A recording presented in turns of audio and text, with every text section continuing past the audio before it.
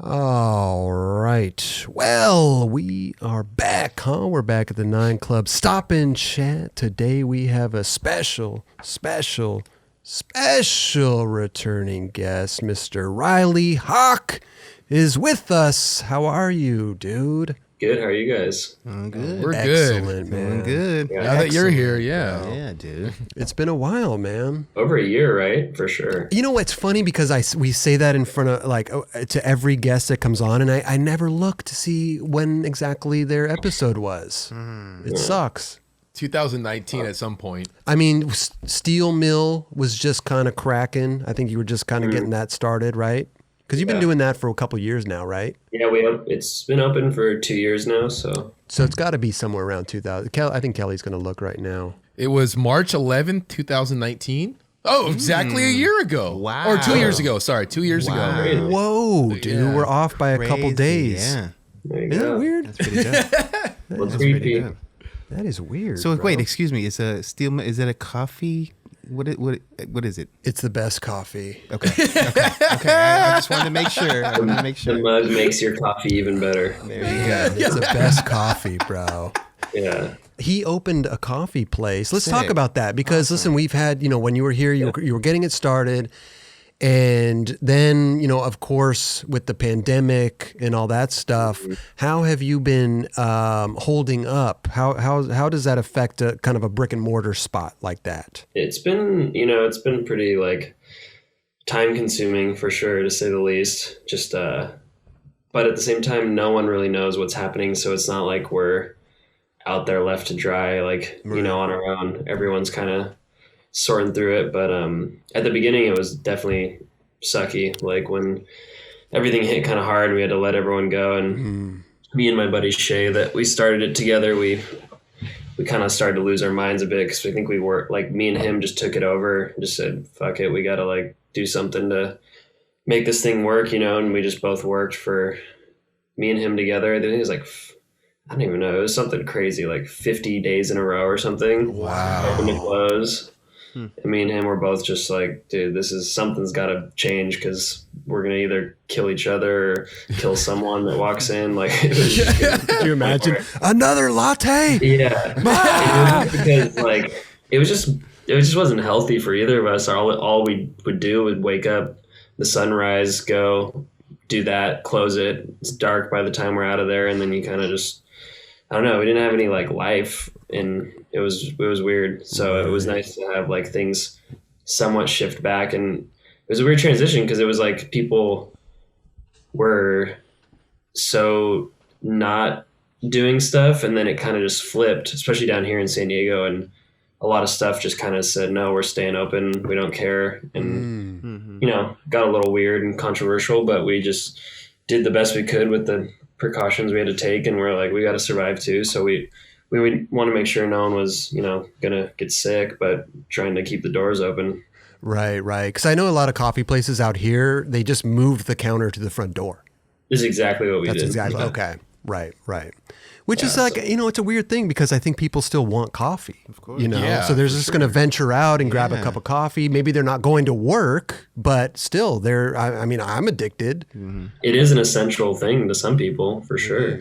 To a lot of people. Yeah. And you're talking to one of them. Oh, man. right here. My essential. Yeah. it And is- I'm not even a coffee guy, but I know that it's important to a lot of people. Yeah. Yeah, I mean, I bet a lot of businesses are fueled by caffeine, for sure. For sure. I know what this business is for sure. I wake up every morning and listen, I'm kind of bummed because I think we may have touched on it when you were here 2 years ago, but I'm quick coffee guy. I've had coffee makers in the past, but I've kind of just settled into the Nespresso thing because it's just a pod, it's easy, and I can have my little, Yeah, totally. and I just do shots. So I have it, it's really, quick. And, like I said, I would love to get a nice machine, maybe, but they're expensive, maybe a couple Since you grand. said that, I just got one for Christmas from my dad. It's called that company Breville. Yeah. They make other stuff. They make a really nice one that I just got, and I believe it was about $600 range. And it's it's legit. You weigh out your shot, you pour a real good espresso shot, and it comes with a steamer and the whole thing, and it's for sure the real deal, and it's pretty affordable. I mean, $600 is not, breaking the bank if you're like a heavy coffee drinker. I mean, some coffee makers, like I said, go for thousands of dollars. Yeah, I mean, our machine is like, it's a lot of they're like Ferraris. They're like, wow. Right. Straight up. So Breville, I'm writing this down. By the way. Yeah. Breville, around the $600 range. I'll look it up, see what's going on with it. Maybe you can give me a model number. Yeah. So like, I'll figure it out. But my buddy Shay, who we started the shop with, came over actually yesterday and kind of dialed it all in. And once you have someone do that, it's like you don't really have to do much. So amazing. I'll try and learn it, and then if I'm in your hood, I'll stop by and try. That would be there. You go, bro. Right up his alley. Yeah. Man, and bring me some beans. Does it have the grinder? Now, here's the thing with coffee, right? You could either get the already grinded ones, or you grind the beans yourself. Now, no, so you just pour the beans into the like top hopper thing, and it just does it for you. It does everything. Oh wow, I love it. That's perfect. Yeah, I'll send you the link after this for sure. That would be amazing because $600 won't break the bank. That's a good. It's worth it if you're like, especially during all this, and you don't want to go out every day and track down coffee. It's pretty worth it. Yeah, because the thing with coffee too is, I mean, the Nespresso pods themselves, they're relatively cheap, but you're also looking at maybe $1 something a pod, right? Yeah. So after a while,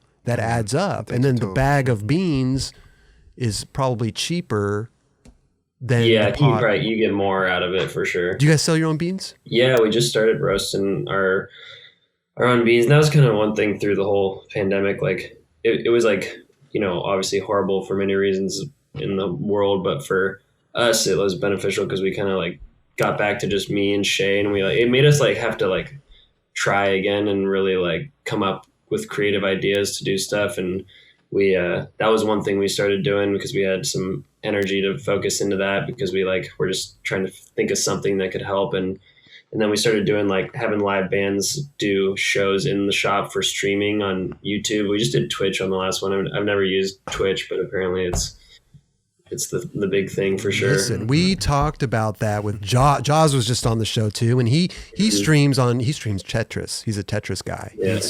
Oh, cool. And if you ever need any help with that stuff, because we do YouTube and Twitch as well, and it's such a good platform. It's the hardest platform to break into because the discovery on Twitch is horrible, Yep. But once you get discovered and once you get that following, it's a great platform. Yeah. My cousin like does it, and he'll like play. Me and him will sometimes online play like what game is it? Oh, the Call of Duty Warzone one. There you go. Yeah. And he'll do the Twitch, but he has like maybe one person watching it when we do it. It's the hardest platform to break into. It's really difficult, Yeah, over New Year's and Christmas, I actually got COVID, so I was stuck inside for a good amount of time. And during the holidays, like the actual holidays. Yeah, I had to like sit like far away from my family at Christmas. It was pretty depressing. Riley's outside his sliding door. Yeah. Well, here's some potatoes, man, and some cranberries. But did you get sick at all? Did you have any symptoms, or were you just tested positive? So I went up to Mammoth to snowboard, and we like drove there all day.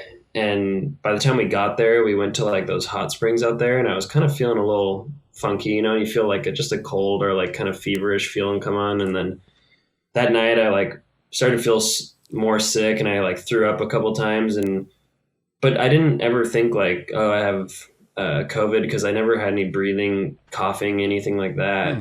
And then the next day I felt just kind of like after you have a fever, then the next day I felt fine. And then I didn't really think it was COVID, but my dad and then we're like, oh, you should get tested just to be safe. And I've been tested a bunch of times, so I was like, yeah, whatever, I'll do it. And then before I got tested the next day, I think I couldn't taste anything. And then I knew, I was like, oh, I got to go in and for sure get the test, because I just couldn't taste or smell anything. It was crazy. That's the number one symptom. Right there. Yeah, for like 3 weeks, I couldn't taste anything. You're like, is it going to come back? That's the weirdest I've shit. heard some people they didn't get it back. Really? I have some friends, No Damn. way. It's been like it's been like a couple months. They still don't have their taste back. I'm like, that would drive me crazy. It was pretty depressing, because you just kind of eat, just to like survive. And I just started eating like super healthy. Like I was just eating just straight like salads, no dressing. Like fuck it, just Can't taste it anyway. Might as well. Yeah, No point in whatever. putting some Thousand Island on here, man. Yeah, That's but time, it was dude. weird. It was definitely like you could.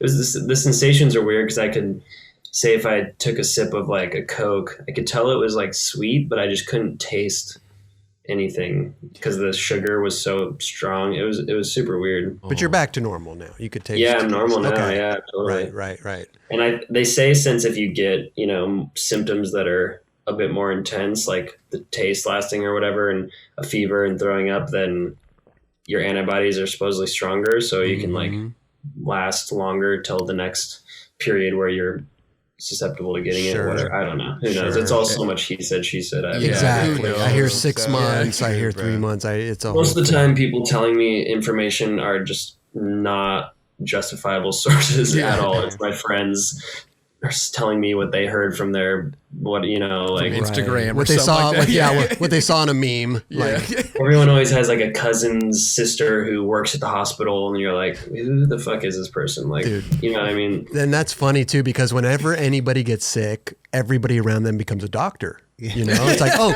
no, you need to do this, you need to do that, eat some soup. It's like, I know I've been sick, but this isn't my first rodeo. I've been sick before. I know what to do. It's happened before. But real quick, I want to go back to the beans thing real quick. Now, do you have online? Can I order beans Yeah, online? we do it online, and then we got a couple grocery stores that approached us about carrying them. So now they're in a couple grocery stores, nothing major, but they're like seem to be doing as well as they can. They sell on the shelf in the week, and then we give them another supply. So Okay. pretty cool, yeah. Dope. And these are Dope. local grocery stores in your zone? Yeah, these ones are in San Diego. Amazing. What's a website so people can go order? Steelmillcoffee.com. Steelmillcoffee.com. Okay. Yeah. I mean, not for nothing, man. You just have old Pops throw out a couple little Instagrams tagging Whole Foods, man, and there you go. Yeah, I know that's the dream, right? I mean, that's where you like make money, Yeah. Like you're not making money selling $4 cups of coffee. It's all the retail stuff or merchandise, Yeah. of course. But Right. And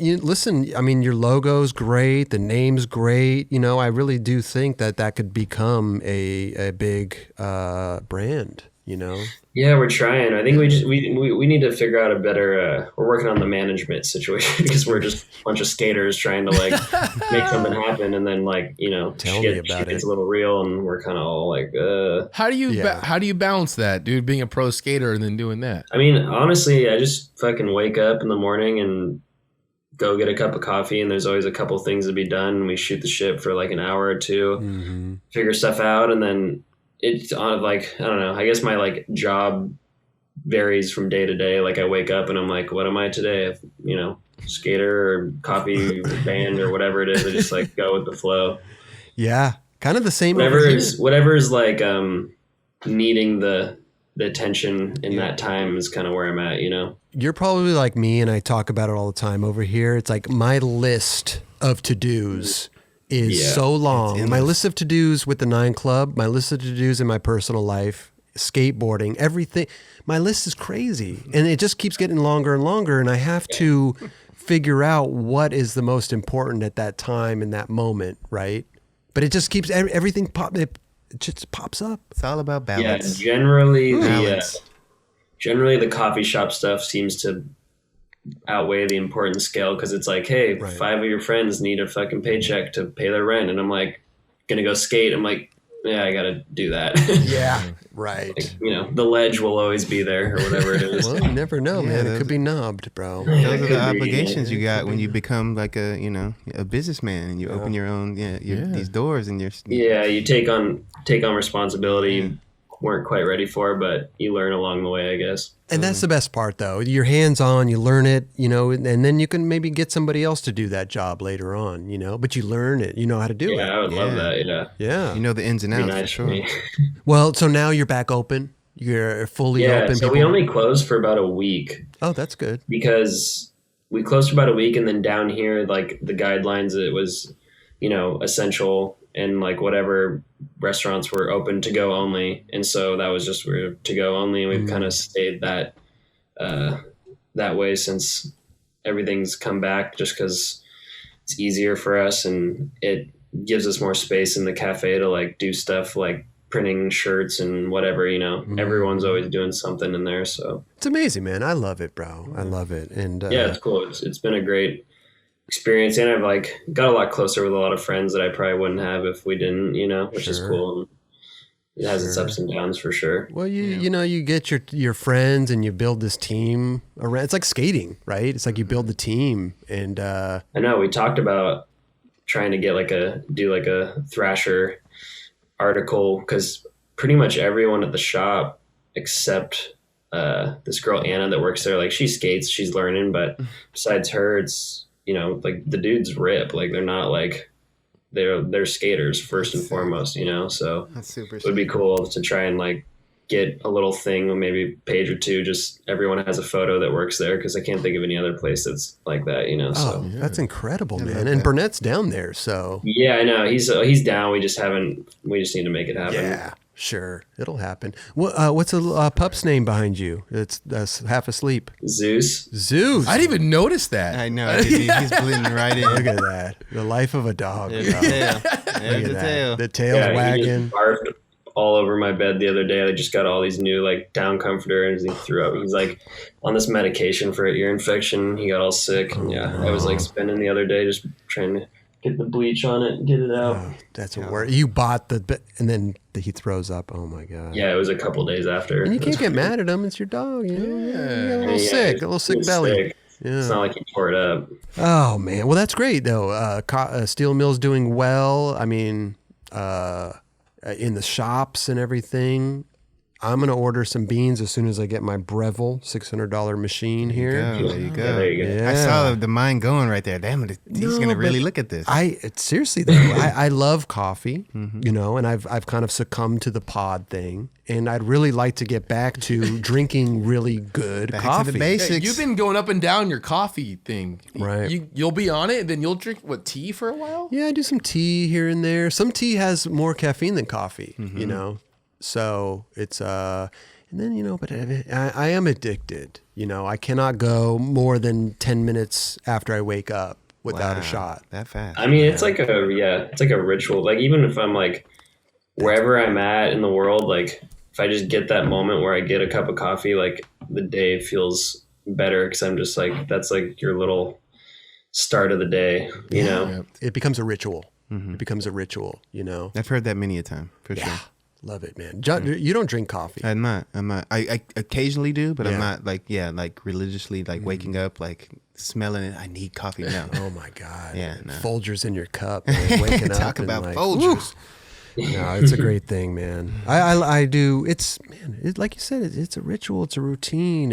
I love it, man. I love it. And I love it so much that I'll do decaf too. Yeah, totally. Just to get that taste. the taste. Yeah. Totally. Yeah, I mean, everyone has their things, you know, like I'm not a cigarette smoker. I don't have many other like habits, and that's like just one, you know, like whatever. It's also good to like get up in the morning and like go outside to go get coffee. Oh, there you go. Go for a little walk. That wakes you up. You know, I don't Yeah. know. That's what I always do. You see some funny stuff when you're up at about 6:30 getting a cup of coffee. Like you see the people that they're not doing the same thing. They're having a rough one, you know, like Oh yeah. coming in or going to work, just hung out. Like it's a funny dynamic seeing all the people come in earlier. People pull up all quick and jump out frantic, grab a cup, and you can tell they're late to work. Generally our friends, but They're late for something. They got to stop and get coffee. You know? yeah. Feel right. Yeah, they feel. Then I got their coffee fix. So what else is going on? I know you said that you wear many hats, skateboarding, the business kind of takes precedent over that. How are you doing now? I mean, are you skating a lot or filming for anything? What's going on? Yeah, I've been skating. Went on a couple trips during this whole pandemic and went skating in a couple places. Went out to Texas and skated there, and went to NorCal with the Lakai dudes. And I think they're working on a little thing. And so I've been just filming, just trying to, you know, get a bunch of footage and put it towards one of those new video that is the normal, the like 2-part montage, whatever that is, you know. Sure. So something like that. And I had a lot of footage left over from the Baker video, because I think they were trying to just make it as tight as they could, you know, and there was so much footage in there that there's stuff that wasn't making it. And I was totally fine with it because you know, always use it for something else. And so, and it is what it is. I mean, we talked about it. Pretty Sweet was the same way, right? So many guys, so much footage. You got to cut some stuff out, you know? Yeah, totally. And they, you know, there's like dudes that clearly, like, you watch the video, like there was dudes that had put in the hard work, and like that was their part, like that was their video part, you know. And so you kind of like, I always respect when people are, you know, putting in the work like that, man. And that was such a great video, man. Baker 4, wow, man. Holy shit, dude. So skating at Lakai, Jesus Christ. Let's talk, well, I mean, your dad was on Lakai for a hot minute. He's on Vans now, which is amazing. Yeah, it's cool. It's like, you know, obviously nothing against Lakai ever, but I think that like someone like him who's been doing this since Vans were the first skate shoes, it's kind of like, of course, you know, it makes sense. So much sense. When Tony was on the show here, we were talking about Vans, and I was like, "Oh, you're back home," and he was like, "Well, I never really skated for Vans. I skated in Vans," and I, you know, it's just ingrained in your mind of Tony in Vans, right? So when he got on Vans, it was like, oh, he's like home, right? It just made so much sense. Yeah. It's amazing. Definitely. But having him on Lakai for, what was that, about a year, maybe a year and a half, maybe? Yeah, it was a good little chunk of time. That must have been cool though. You know, it was super cool. We got to do some fun trips. We went to Japan. That was super fun. So sick. Yeah, it was cool. It was cool because, you know, growing up riding for Birdhouse, getting to go on trips with my dad was always fun because it was like just kind of a family big tour thing. And that kind of ended once I rode for Baker. It just wasn't a thing anymore. And then I got like a little feel of that again when he was on Lakai, and it felt cool to kind of throw it back to like the early teenage touring days, you know. And you're a bit older now too, so that bond, you know, the bonds in father-son relationships change over time as well, right? So, you know, having him on tours at an older age must have been really cool, you know? Yeah, I mean, we just like, me and him both love to go eat wild food, and he like always is getting hit up by, you know, chefs whenever he's in a town, like, come try my restaurant. So he'll always bring me, and he's like, yeah, it's pretty cool. He's actually right now up in Sonoma. Have you ever heard of this restaurant called Single Thread? No, but I'm sure it's so it's like, I went with him last time. It's like top 50 in the world, and it's like tasting menu, but Michelin star. But it's crazy because the dude who owns it and started it, the chef, was like used to actually skate the original like combi bowl, like Upland. Wow. And so he like kind of knew my dad in passing, and then, or whatever, maybe he was a bit younger, I forget. But then when he saw that it was his restaurant, it all kind of like worked. It's really not like, it's a hotel. There's 8 rooms. The restaurant's downstairs. You stay there when you go to eat, like at the hotel. It's like, Oh wow. it's like, I think like 3 Michelin star. It's fucking crazy. go. Wow. Is it Yeah. Sonoma? Is that wine country? Yeah. Yeah, it's like in the wine area. He's up there right now, actually, and he invited me, but I had to do something the last 2 days, so I couldn't go. And but yeah, it was super good. It was a serious meal. I don't get jealous much, but I've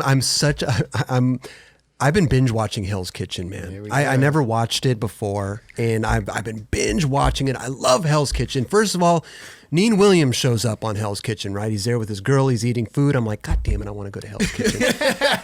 And then I get further in more seasons and and there's Tony sitting at the chef's table in the kitchen, and I'm like, God damn it, these people, bro. I need to get in there. I want to go to Hell's Kitchen.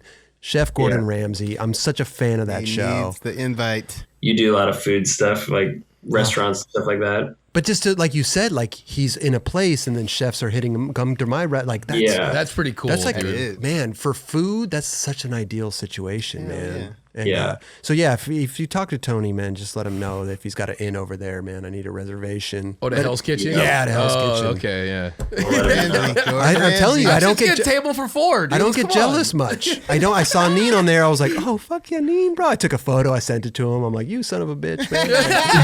And then I see Tony on there. I'm like, God damn it, man. I need to get in there, man. Yeah, you're all, congrats. And another thing that Tony said that too, what was it? Oh my God. He was so jealous of you recently when he came on the show because you got invited to go, or no, you got tickets to Chappelle.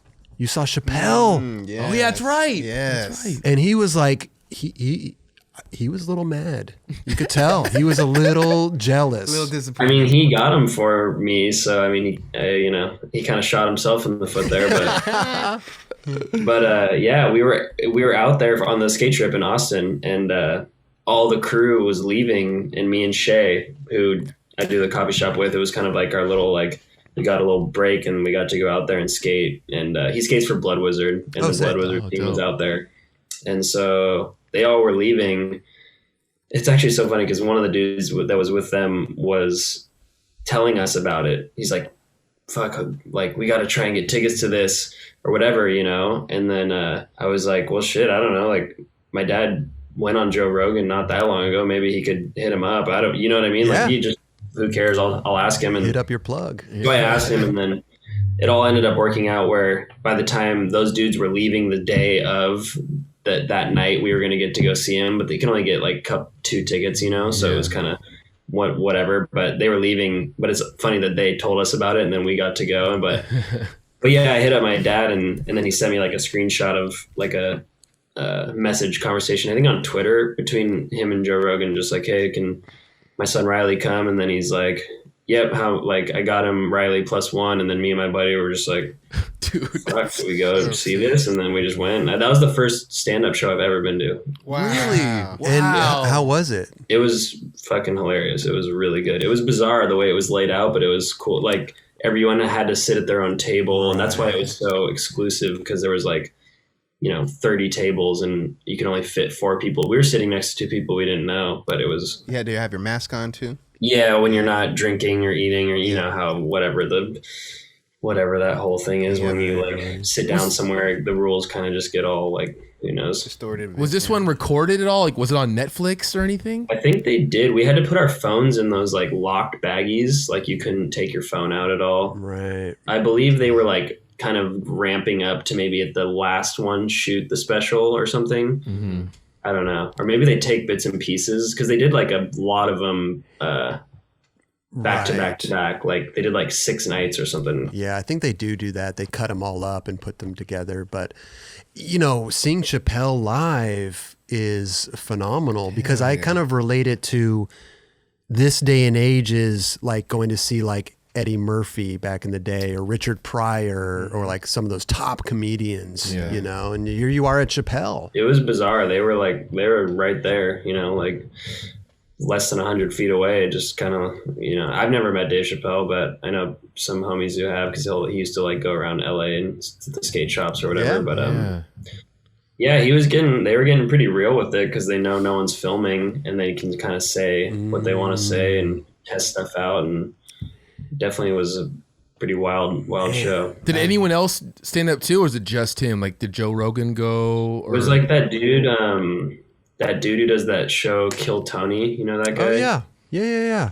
I forget his name. Yeah, Tony something. Yeah, I know who you're talking about though. Yeah, they had a couple people, and then at the end they both came out and just kind of freestyled together. Sick. It was pretty funny. It's funny because Joe Rogan is a stand-up comedian, but he's not like that on his show. There's 2 sides to Joe Rogan. I feel like there's a Joe Rogan who's the interviewer podcaster, but then there's a comedian Joe Rogan. Right. I first got introduced to him from Fear Factor. Right. Oh yeah, for sure. Fear's not a factor for you, Oh, and then he's the UFC guy as well. And then he's a he's UFC got commentator. many different hats, this guy. Right, Yeah. right. So you kind of forget that he's a comedian. It's I had no amazing. idea until way later. Man, so yeah, that's a bucket list. Check that off the bucket list, man. It was funny because when me and Shay were landing in the plane, I remember I was like, damn, I wonder if we'll see Joe Rogan out here, because I heard he just moved there, but meant in, I don't know, at a store or something. Right, and then, yeah. Did you meet Joe Rogan? No, I didn't meet him, but it was funny because we walked up.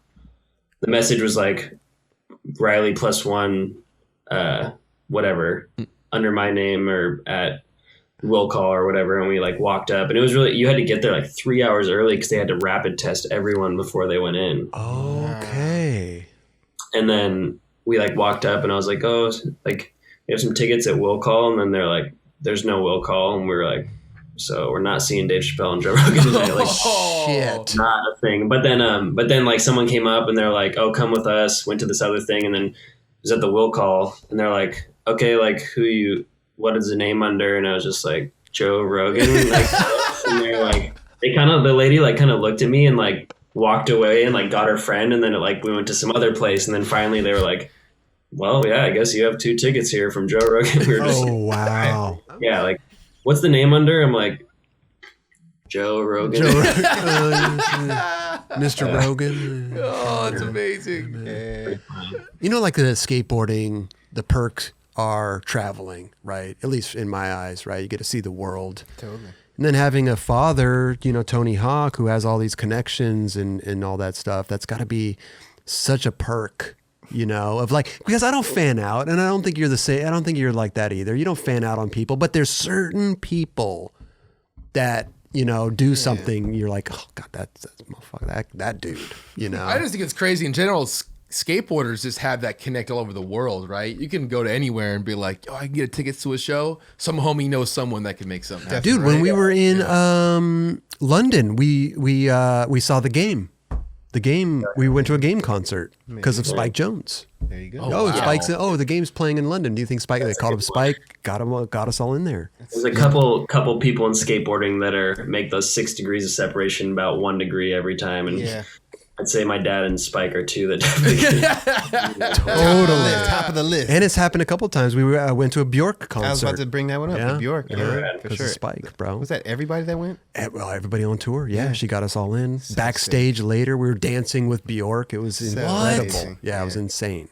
She was loving it too. Yeah. It was like we were literally jumping on top of her on this rug. Oh my God. Like mosh pit. Yeah, it was crazy.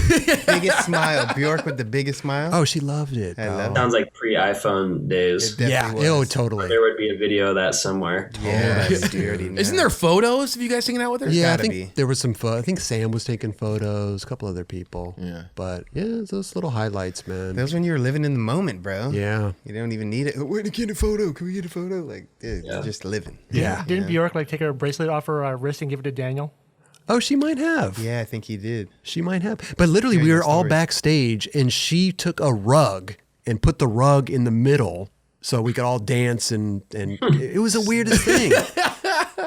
I'm just trying to imagine you dancing. I don't think I danced. But after her concert, I mean, imagine how tired you are after you perform for 2 hours or an hour and a half or whatever it was. You know, and then she's Still got that come down. Yeah, she's hanging out with us and kicking it. It's amazing, bro. Bjork, if you remember, comment below. Yeah, there you go, Bjork. Yeah, get tickets to your next show. It's so quiet. That's amazing though. But Dave Chappelle live, God, wouldn't that be the day, huh? It was cool. Yeah, it was definitely a bucket list life night with my buddy. We were both kind of just walked out like, what the hell just happened, kind of. So sick. It's also amazing he's a skateboarder too. Yeah. That's super rad. One day we'll right. get Dave Chappelle Seriously, here, man. bro. Crazier things have happened, that's for sure. It's not too far-fetched. I mean, to some people, probably Lil Wayne's even crazier to be on there than... Dude, and that was like when we were like brand new. Like we didn't know what the hell we were doing. We're sitting down at a table talking to Lil Wayne. But I think it's like maybe relieving to someone like that they get to come here and just talk about skateboarding, right? Instead of like being in the limelight of some big whatever, you know what I mean? Yeah, like, oh God, what is this guy going to ask me now? And I got to talk about this and whatever, you know? Yeah, because he seems like he has reservations based on him doing interviews in general. Oh, yeah. He was talking about his new album, and I didn't even know what the hell he was talking about. Yeah. I'm like, oh, the funeral, cool, man. Maybe I can get a track on there. Bro. It was the weirdest thing. Yeah. You know? But shout out Lil Wayne. Yeah, dude. Shout out Lil Wayne, bro. Yeah. You were talking about filming and Baker and Lakai.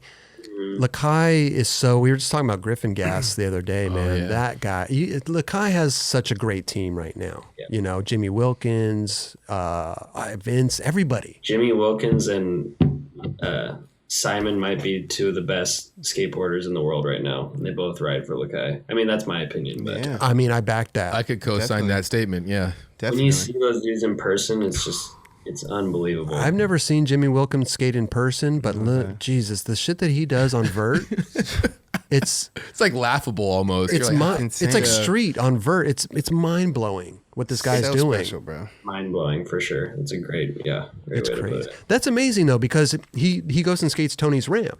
Yeah, he's always there. That's a cool thing to be able to like, oh, Jimmy, let me go down there and check this dude out. Like, let me watch this guy in person. Just get my mind blown. since you're from around there, did you see him growing up as a kid? No, he's not from San Diego. Oh, he's not. Okay. I wouldn't even say because I would not 100% know, but he's somewhere, I believe, from the Midwest somewhere. He grew up in some town that had an indoor park with a vert ramp, and that's what. But I think he would drive there. He told me like it took him a little bit to get there, so it was kind of a hassle. But I mean, whatever he was made to do was skateboarding for sure. Because you see him in a vert ramp, like beast, water flowing.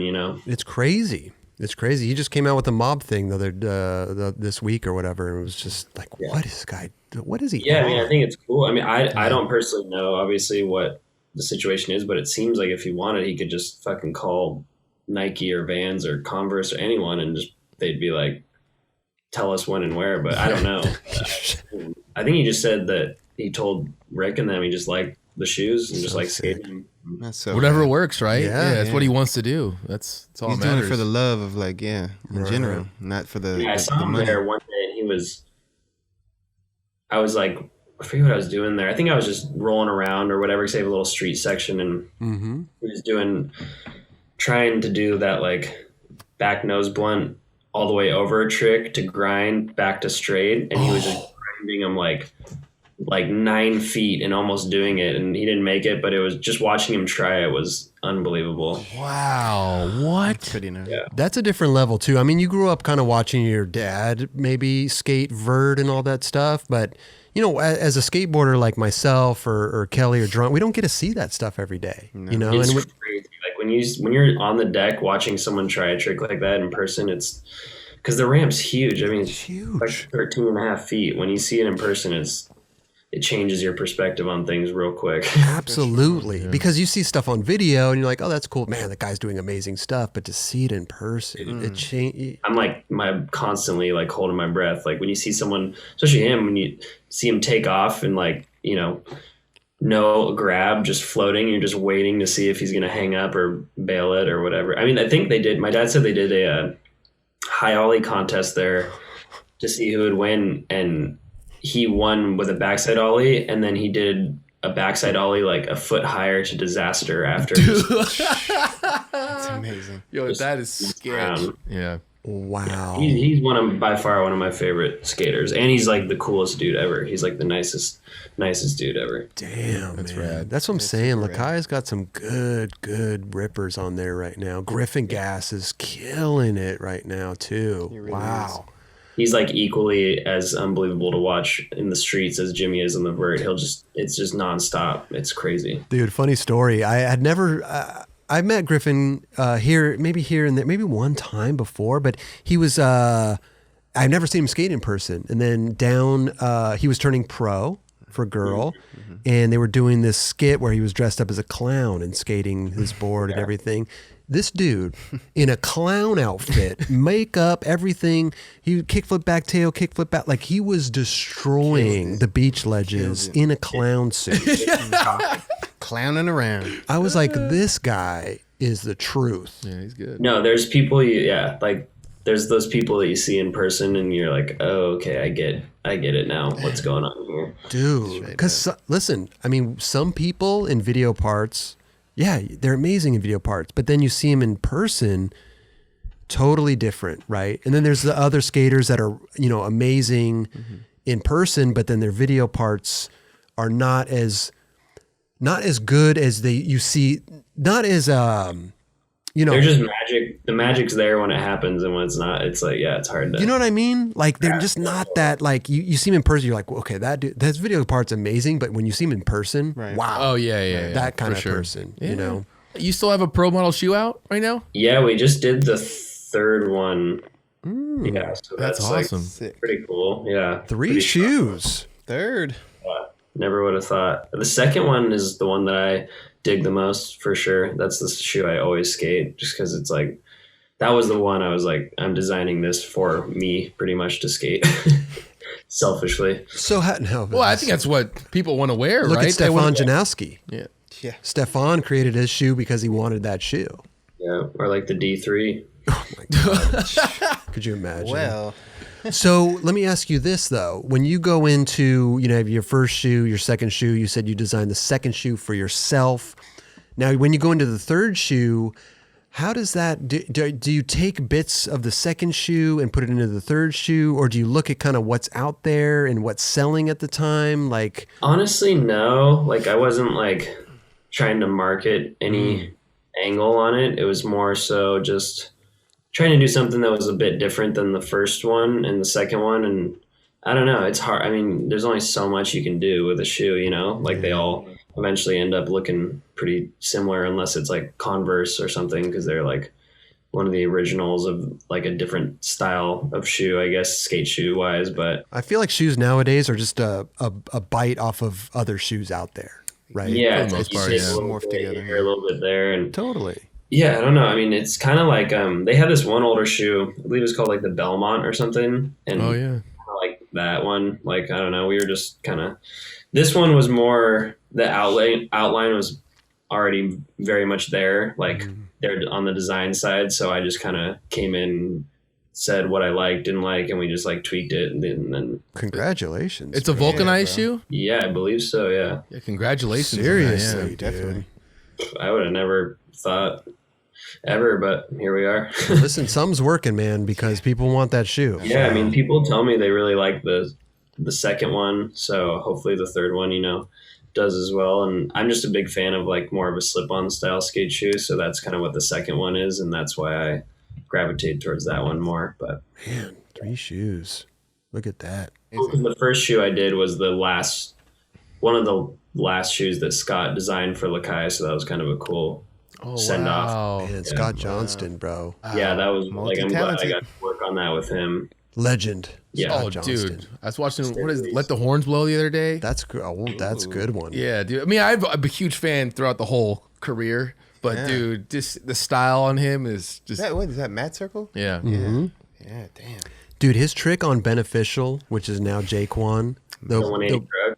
Yeah. Insane. Listen, I've seen some crazy shit go down on that ledge, the Yeah, gap to ledge, that but definitely that is going to stay. That's stood the test of time as the Yeah. best trick ever done on that fucking And he ledge. did it really good. I mean, Yeah. He did. like it's one of those tricks. Maybe it's not the most technical, but the way it was done and the way it was everything, the filming, it's just like, yep. and That's, the time frame too, because that back then that was like really mind blowing, Dude. I Especially can only imagine. Yeah. yeah. Even If if that came out on a video part now, it would still be like, damn. even if I saw a switch flip back nose blunt, switch flip out on that fucking thing, I'd still be like, that was insane. But Scott Johnson, that was Scott Johnson. That was That was definitely the first time I ever saw that trick.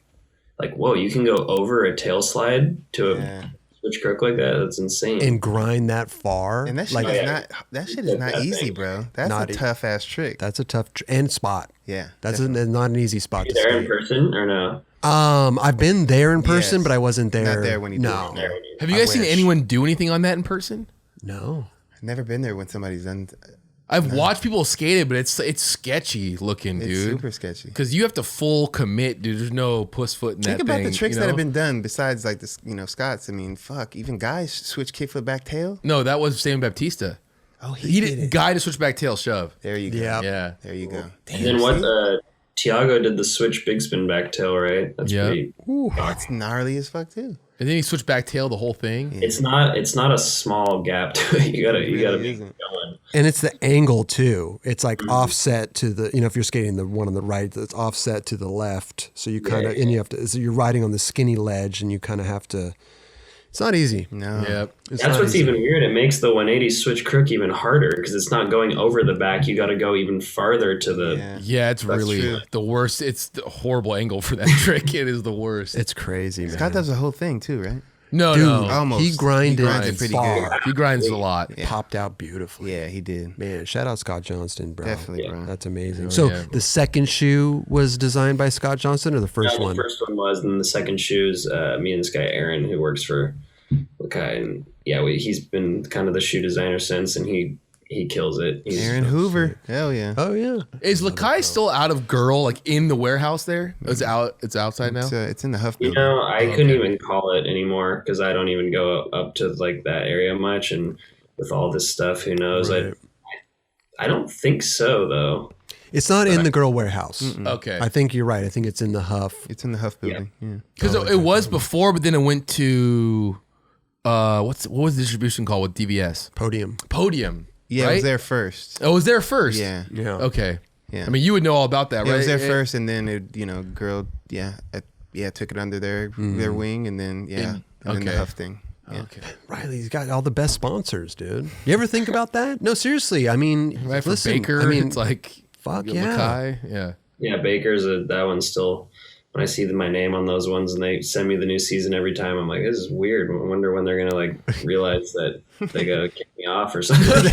They got the wrong dude, man. Like, no, but bro, it's just so amazing that, and I think we've said it before, and it's like, your dad, Tony Hawk, Birdhouse, obvious route to go, right? But then you went on your own route. You built your own path, so to speak. You know what I mean? Like, I think it's fucking amazing. Birdhouse is out of Baker Boys distribution now too, which is So like sick. full circle, Full circle. Yeah. I love that, man. Amazing. I love So that. rad. Speaking of Baker, speaking of seeing your name on a board every time, we have this clip right here of them surprising you with your pro model. And how was that? That was weird. It was funny because I had a cast on my leg too. Then I was like, I had a hurt foot. But it was funny because it was like, whatever. I don't really ever care about like planning birthday stuff or whatever, but it was my 21st birthday, and by design, I was kind of like, it'd be fun to just do something, like it'd be cool to, I don't know, set up some kind of like show or something with some buddies' bands and have a good time. And everyone was just being all weird and dodgy the whole time. And I was like, fuck this. I don't give a shit. Like, I want to fucking have a party anyways. And then, yeah, that was weird because not all those people were there the whole time. They came out of nowhere. It was just like me and a couple buddies. Huh. And then I went to the bathroom and then she came out and there it was. I was like, I didn't expect it at all. Cause usually it's, like the video came out and you kind of like know it's coming. And this one was just like, what the hell? And I had a cast on my leg. I was kind of shocked for sure. It's amazing, dude. It's pretty funny. Yeah. Wow. And listen, I mean, that's a yard full of legends right there. Yeah. Jesus. It was bizarre and it was cool. It was funny because I like that year I won the year's best AM thing or whatever, and they were there with it and they were kind of like, well, I guess we kind of have to give it to you now because Oh, okay. I saw you holding it in there real quick, or someone was. Yeah. It was a weird whirlwind of a night for sure, and Jeez. yeah, it was funny. It was cool though. I mean, I was just in shock for sure. I didn't expect it at all. Sometimes I feel like a lot of dudes nowadays, like when it's coming, Yeah. Yeah, for sure. Like I think Rowan at his like someone slipped up and like a girl texted him something like, "See you at your party thing" or whatever, and Rowan was kind of just like, you know what I mean? Right. I'm surprised you didn't walk out and be like, "Oh shit, Baker did a collab with my dad's name on it, bro." Shit. Like, All right, cool. So they put my dad on. Sweet. here we go again, my dad. Rad. All right, thanks guys. No, but that's amazing though. You only turn once. You only turn pro once, dude. and nowadays it's a special thing, I think it was like, when it should have happened for sure. I don't think I should have turned pro any sooner, and I think it was like a good time. And I was like beyond honored that they even cared enough to put it on there. I wasn't on for that long, I was only on for like 2 years maybe, or a year and a half, so it happened kind of quick. Yeah, but still, man. I mean, well deserved at the time. for sure. Yeah, I think it's just when you're in it and you're Right. in your prime and you're getting it, and there's like a window that I think companies see, and when you're kind of like, putting in the work, they either do it or they don't, I guess. That's cool too. You turned pro when you were hurt, because maybe you felt like you were put in the stop hold for a second. Like, yo, you know what I mean? You're hurt right now. You can't really do anything. I'm not pro. I have to go film another video part or something. But yeah, it was a little weird. I guess it was a little like, yeah, I guess you don't necessarily just go skate after you turn pro, but it would have been nice to like go skate a couple days later, I guess. But yeah, because sometimes when you're hurt, you feel like you ain't doing shit. You know, Yeah. it's kind of you're down in the dumps. Maybe like, God damn it, man! Like everybody else is out skating. yeah, talk about a way to kind of bring the spirits up during a hurt period. Totally. with- Yeah, we're exactly. doing it for this for sure. So But then you're like, fuck! I wish I can go skate this fucking board. yeah, I don't ever really actually skate my own boards. I'm not into that. You skate your own board now, I right? skated a couple of them, but honestly, no, I don't. Okay. Because it is a little weird when you first turn pro. It's a weird thing to set up your own board. Yeah, I don't know why. It's dumb because it's like I skate my own shoe. I don't know, something about it. Yeah, right? I don't know what it is, but I think I just always enjoyed more like skating my friends' graphics. Like it's Right. cool. Like it's like your homie, you know. I guess you're not obligated to skate, your board, I guess, but you're obligated to skate your shoe. You know what I'm Kinda, saying? yeah. I guess you're you're kind of right. obligated to skate your shoe. You can't skate any other shoes. You know what I'm saying? Yeah, I can see that. Yeah. So the board sponsor is a little lack there. Yeah, they'll let you do Yeah, that. for sure. Yeah. Yeah, it's cool though because now that Birdhouse is out of Baker Boys up, sometimes I'll have them throw some of my dad's graphics onto my shape that I skate and like get to skate like a Birdhouse Tony Hawk. Oh, that's tight. Dope. Yeah. That is cool. Andrew's like always obviously down, so Well, it's kind of like when Girl and Chocolate, you know? It's like when yeah. you skate girl boards, vice versa. sure. You know, it's all and that's fair. what I always like growing up. I always thought that was the coolest thing when companies like got to do that, you know, whatever it was, like Yeah. Zero Mystery, Girl Chocolate, Yeah. Real Anti-Hero, like you're just like, damn, that's so cool. They all get to just Yeah. skate whatever board that's in that distribution because it's all like a family. So Totally. Alien Habitat. I always you get go. psyched on that too. yeah, that's a cool one. Yeah. Right, Anchor right. Deathwish, like I skate Deathwish boards a lot just because the shape that I skate is John Dixon's shape, so they generally put Deathwish boards on that shape, and then I end up skating those. But Oh, wow. What size board do you ride? 8.6, yeah. Wow. Oh, 8.6. Big dog. Let's go through your setup real quick, man. What's so 8.6 Is it steep or like mellow concave? Oh, because they have two. Mellow. It's Mellow. pretty mellow. Yeah. Okay. What about the trucks? I read the Indy 159s, just the raw, Loose or tight? probably like average. Average? Definitely not one way or the other. You step on it, it's just kind of like in the middle. Do you do the stock bushings or do you put other kind of bushings in I there? just go stock and just suffer for like a couple weeks. It's a bit of a suffer, yeah. Yeah. But But you- I don't ever. I change them like I haven't changed my trucks in like 2 years maybe. So Okay. Right. Yeah, that's what I was gonna ask. Listen, the trucks is the one thing on the skateboard that you kind of don't want to change. Definitely. Yeah. If you got Close them as the way that possible. you want them, don't. And then the worst is when the bushing kind of like breaks down a little bit. And you're like, oh, God, I got to put it in. most of my shit's pretty like there's probably one bearing in that setup that's been around since like 2015. Like I'm pretty like whatever, it's wheels and boards and then wheels sometimes, but yeah, it's pretty standard. That's one thing about I carry bearings I'll carry those bearings over for so long. It's because I like the sound. I like that specific sound Yeah, of a for bearing. sure. Yeah. Dry bearings is the best sound. Yes, Yeah. dude. I feel like I can say for sure that each one of those bearings on my board, there's no way one is the same as the other. Like, Right.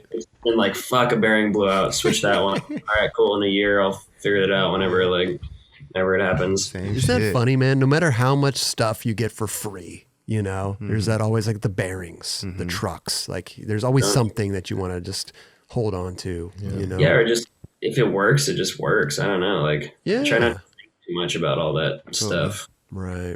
What about the wheel size? 58. I was right. I've been riding. 58? Big ones. Yeah. Shit. 8.6 and 58? But it makes sense, I guess, for the 8.6. Dude, I mean, T-Funk and Cater skate like a 9 and like 60s. They're crazy. Yeah. Wow. That's Damn, bro. insanity. I'm still at a 7.9, dude. Jeez, Damn. bro. I could not handle that board how they handle that board. Like know. the 9 board trying to flip that thing around. Like What brand wheels do you skate? Spitfire. And what kind of bearings do you what type or bearings do you usually put in your Dude, the last ones I think I put in were like reds. Okay. Oh, okay. Like that's what I remember, like opening that box. That was like it feels like deja vu. It was a long time. And when you set up a board, do you have any like weird quirks or madness that you have to have, like maybe a line in the grip tape or a certain color bolt? I do, and I try so hard to stray from it, but it's like I always have to fucking put the bolts in like like angled, you know, like I do the same. Corner and corner, and I can't. Like I have to tighten one, then tighten the other corner, then like otherwise I like have to start over. It sucks. I try to not do it. But I do the exact same thing, because in my mind, if I tighten each bolt diagonally a little bit and a little bit, the truck's going to end up straight. Yeah. If I do like the two, side bolts first, I feel like the truck's going to be a little tilted. Stuck in now, so I just have to keep doing it. Yeah, and once I get every little bolt on there, I tighten each one diagonally a little bit more, diagonal a little bit more, diagonal a little bit more. How you're supposed to do it, Yeah. Because like me and my friends, we all have older motorcycles that we work on, and like when you're doing actual mechanics, like that's how you're supposed to do it like that. Right. You're not supposed to just crank, then crank. It's like you gotta kind of go in the order, and hit it a little, so it's all flush at the same time. Exactly. But I don't even think it's that for me. It's just like I did it once, and now I'm just like, skating's so weird like that. You get stuck in those superstitions, and it's so hard to get out of them. Trust me, I've been stuck in that one for a long time. That's what I do. Yeah. What about power tools though? When you set up a board, because power tools are a little bit, sometimes that bolt will sink in a little far, So do you? No, I don't do the power tool. Sometimes though, people have that silver one. I'm like, yep, that's the tool. That's the tool for sure. Ratchet, yeah. Allen head or I do Phillips? the Phillips. Really? Yeah. Like you prefer Phillips, or does it matter? No, I think the Indy just sent me like a box of them, and just what I've been rocking. Yeah. Okay. I think Shake Gent is Allen for sure, but I haven't had a pair of Shake Gent. Shout out Shane Heil, man. Yeah. What about this trick here? Let's go back to the clips, man. One of my favorite spots to skate, by the way, the Milan train station. Oh, jeez. I was always, I tried to skate that little upper deck ledge, and I couldn't skate it, man. The runways, it's kind of skinny. You got to gap out. It's really difficult to skate. Is the ground really slick? Ground the best. To land on the ground, super slick. Oh, okay. But the best, the best ground. The best. Yeah. But it's a little slick. It's a little slick. Funny you bring up this clip, but I'll tell you why after whatever you want to know about it. No, please tell me now. Yeah. What is going on? So me and Feds went out there for a while. We were filming for the Flare, with Stevie, and we'd go here like every day and skating. And I think the day before I did that blunt slide kickflip 360 over it, and it like that too. happened pretty quick, and I was like pretty shocked. And that was wow. I was surprised myself when I was rolling away for sure. Because listen, Riley, the thing about this spot too is like that's a busy street right there, so that kind of plays into it. Chaos there, yeah. It's just chaos. It's chaos. Yeah. But anyways, so yeah, I did that, and we were just there all the time, just skating. So I was just trying to Smith. I think I did a Smith kickflip on it, just kind of like, let's film this. But obviously, like I was like, it's not going to be my whatever best trick in the video part. And I just started trying the hard flip, and just like that one just kind of happened relatively quick. And I was like, whoa, that was crazy. Because you can see I landed kind of sketchy or whatever. And so we were just there. You're just there all day. So I was like, I'll just keep trying it. And then maybe like 30 minutes later, and I was trying it, I just came down and just focused my left ankle. Like I had to get a surgery after. Like it was bad news. And I went to the hospital there. Like we drove right to the hospital because I looked at Fez. I was like, dude, something's not right. When you just get that one ankle roll, that's like, I just fucked something up bad. And so we went to the hospital, and then they're all speaking in Italian, and it's just like the worst scenario when you're like in pain and don't know what's going on. And I was just like, dude, I'm just going to change my flight home for tomorrow. Like, I know you're not supposed to fly after like a fresh injury, but I'm like, I can't we were staying at Feds' mom's house. Like I had like a fucking, like, no, it wasn't like a bad living space, but like when you're hurt, it was like my bed was like twin bed, there's no internet. Were you staying in the little room towards the front door, the little room? Yeah. I stayed in that room too. Yeah. You can imagine it's not ideal for being lamped up 2 weeks. No. But so I just flew home, went to the doctor, same doctor that I got my other ankle surgery from, and I was like, dude, I think I did the same thing on my other ankle, and he checked me out like within a day or two, and he's like, yep, and we just went right into the surgery like a few days later, I think. You did the same thing to your other ankle you did to that one? Like the same exact injury?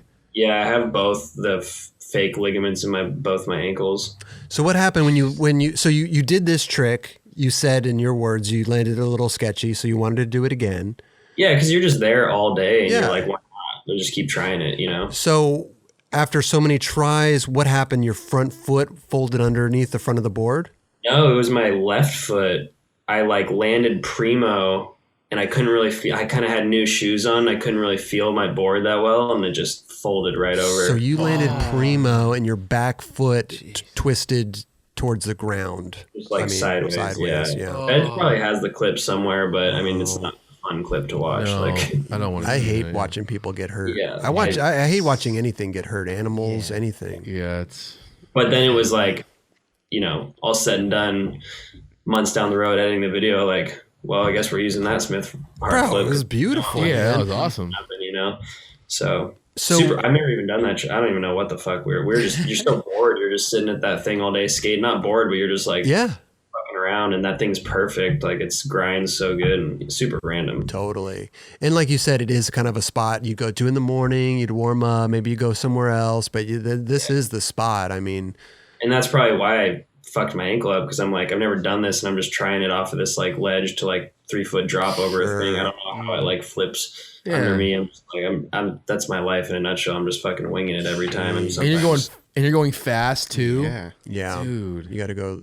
But that trip right after I left, Stevie fell really hard and broke his like hip. I remember that. He had to stay there for like a long time. I think he had to stay there like a couple months or something. Was, right? Like he couldn't get out of bed. He couldn't fly home. Nothing. Devastating. And that was like, the trip kind of like went to shambles pretty quickly. But we got a lot of stuff. But it turned into kind of like a injured squad nightmare for sure. How many days into the trip was this ankle injury? We'd been there for a while. Me and Feds were there for like 2 weeks already or something. Gotcha. Okay. We got a lot of stuff for sure. A lot of the footage from that part was on that trip for sure. Gotcha. And you said that this blunt 360 flip, 360 board and body, you said that was quick? I mean, I'd have to ask Feds, but less than like an hour, I think. I mean, that's quick. Yeah, that definitely would work. It just happened kind of. Yeah, I don't know. Just fucking happened. I've done it on like a couple of flat ledges, and that one almost like is like easier because I had more time in the air. Like it's one of those weird things where I was just like, if I just go fast and just pretend it's nothing, kind of work out, you know? Now, did you try that trick straight off the bat, or were you trying maybe like a kick flip or backside flip flip out? Yeah. No, I think I want to say I did in the part. I mean, it's so dumb that you can't even remember your own. Trust me, story of my life. I'm pretty sure I did a line where I did something and then blunt slide 360, and then we were kind of like talking about the 360 kickflip as like a dream, like a whatever scenario, and then we just went there and just started trying it. It just worked. Dude, I think you could do the 360 flip out, dude. Like for real, dude. Like, let's try it, dude. Like, I'm gonna go get a coffee, dude, and I'll be back. Like, we're gonna get this trick, Riley. Like, dude, Feds, know exactly the conversation that happened leading to this. Totally. But yeah. Dude, I'm gonna go get some food, dude. And like, you just practice. I'll be back, dude. Like, we're gonna get this trick, dude. Like he was probably talking to someone on the phone while I was. Yes, totally. Dude, Rick and Mike, they're gonna be so like pleasantly surprised, dude. Like the chocolate and Lakai family, dude. Like, I love Feds. Amazing. The best dude ever. Best, dude. It's me and him did something actually really fun recently where he was shooting something for some brand. What is it? Super Future. Oh yeah, Super Future, the sunglasses. He works with So yeah, they like his buddies, and he told him he'd do like a free little promo thing for him. So we went out to Palm Springs, and he brought out his little like '80s Honda moped thing, and we like shot all these scenes in the desert, like riding it around. It was I hadn't like hung out with him a while. We got a hotel room for the night, and I was like, I forgot how fucking fun it is hanging out with that dude. He is so fun to hang out with. Never a dull moment. Like never. Such an amazing dude.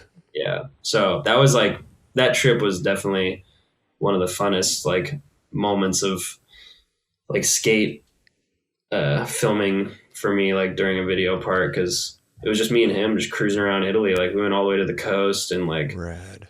it was fun. Stayed at his buddy's house that had like a farm, like, and we somehow found skate spots even out there, and it was pretty surreal. Amazing. Sounds like you kind of had the same trip that I had with, I went out there with Gino and Jesus, and it was just we went down to the beach community. We stayed there. Like it was just such a fun, because Feds he wants to get tricks, right? He wants to work. He wants you to have a good time, but at the same time, He wants to party too. he wants to party, but it's this nonchalant way of going about it, which makes it very easy on the skater. for sure. Yeah, he's not like, you don't feel obligated to like Right. try anything. Like, But, oh man, I'm out here and like Feds is worried. Like none of that. Like, let's have a good time. it was hot. I remember that for sure. When we were there, it was spicy. Yeah, I think when we went out there, it was hot as well. And then his mom's air conditioning broke. Oh, like man. the second day in or something. It was horrible. Damn. It was Along horrible. the same lines was going on while we were there. Let's continue, man. This is this trick right here, man. I really like this. Jeez, that was funny to- sick. Looking at these, like, just reminds me of just the things, like, exactly like you said, like Feds, like, and I fucking come back this way with the kid, like, trying to set it up, and we just, like, Totally. yeah, so funny. Like, He's so Feds filmed this one as well. Did he? filmed that one. Okay. I tried that a couple times before, and kind of like, had some like ankle stuff going on, and was kept like kind of like tweaking it on the bank. Nothing like bad, but I was just like, dude, I can't do it. And it was weird because the time before I was doing them, like, I don't know, I just couldn't get the speed. Something was up, but that day something was just working, and like we got it pretty quick. It was pretty rad. Isn't that funny? Skating's so weird. Yep. So weird. It's so weird. It really is. And like Feds was like parked on the other fucking side of the bridge and like trying to like scale across, like he parked the wrong way, and like it was just the classic like Feds thing. And then like he was stoked though. He was super hyped on that clip. I remember. It's a rad. I mean, clip. it's a rat, and it's filmed super well too. Yeah, It's almost like he was using his like steady camera. That little contraption. His little, Yeah. Oh, he yeah, was, Yeah, for sure. The fucking full body rig one. Dude. Like, dude. that Isn't thing, it? He was running that watching thing. you have to set that thing up when you're trying to trick is like, Oh my god. Wasn't it And he's him? sweating like a fucking maniac. Yeah. Like It's probably a good workout. Hell yeah. But wasn't it him that got smoked, like filming B-ball or something? yeah. Oh wow, yeah, dude. he slammed. It's a rig. You Yeah. gotta It put this really whole is. thing on, and It's like 50 pounds, he told Yeah. me. Yeah. Yeah. Yeah, I tried it on once. It is like, it's not comfortable at all. Right. Wow. Love that. But man. it comes out cool, and it's not that style of filming is not for everyone, but I mean, fuck, it's a Lakai video, and it worked for the trick, and Bro, I love there it. it is. Totally. I love it, man. I just like it's something different, man. Yeah. I do like it. Yeah, no, I mean, it's visually like very entertaining, that like pan out one. yeah. Totally. What about this one? This was in Milan as well. This is a train station too. This is that ledge. Anything that I see, any tricks that I see done over that ledge, I'm impressed, because that ledge is really hard to skate, man. That took a lot of days going back. Oh wow. Damn. I'm pissed too, because I was just learning switch tray flips, and I fucked my left ankle up. I've never been able to do them since. No way. Oh, Yeah. Oh man. that's a Like hard that trick. trick when I hurt my left ankle, and now I can't seem to figure out the switch tray flip. But I mean, that, like, I almost had it. I was there. That was it. That was it. And that direction too, it's harder to hit because you have the road right there. It's shorter Yeah, run that up. part, like, I had some mental breakdowns at that spot for sure. But me and Feds bondoed at that trip. It was pretty rough, so we had to go bondo it, and then you can just tell how hot it is from that clip. It was hot out. It looks like a. It was so frustrating because I was doing them and I'd pop out and we'd watch and you'd be like, fuck, the wheel hit the grate. Because like you can just pop out anywhere, you know? Sure. But then that time that one just worked out. God, I've slammed on that grate too. And I've mentally, you have to tell yourself to keep your fingers. You have to get right in there. You have to slam like on your knuckles almost. Yeah. It's a slick ledge. And I mean, that one, when I popped off, I was like, if that's not fucking it, I'm done. No, you did that good, bro. Dude, perfect, bro. Because I don't think footage does that ledge justice. It is far.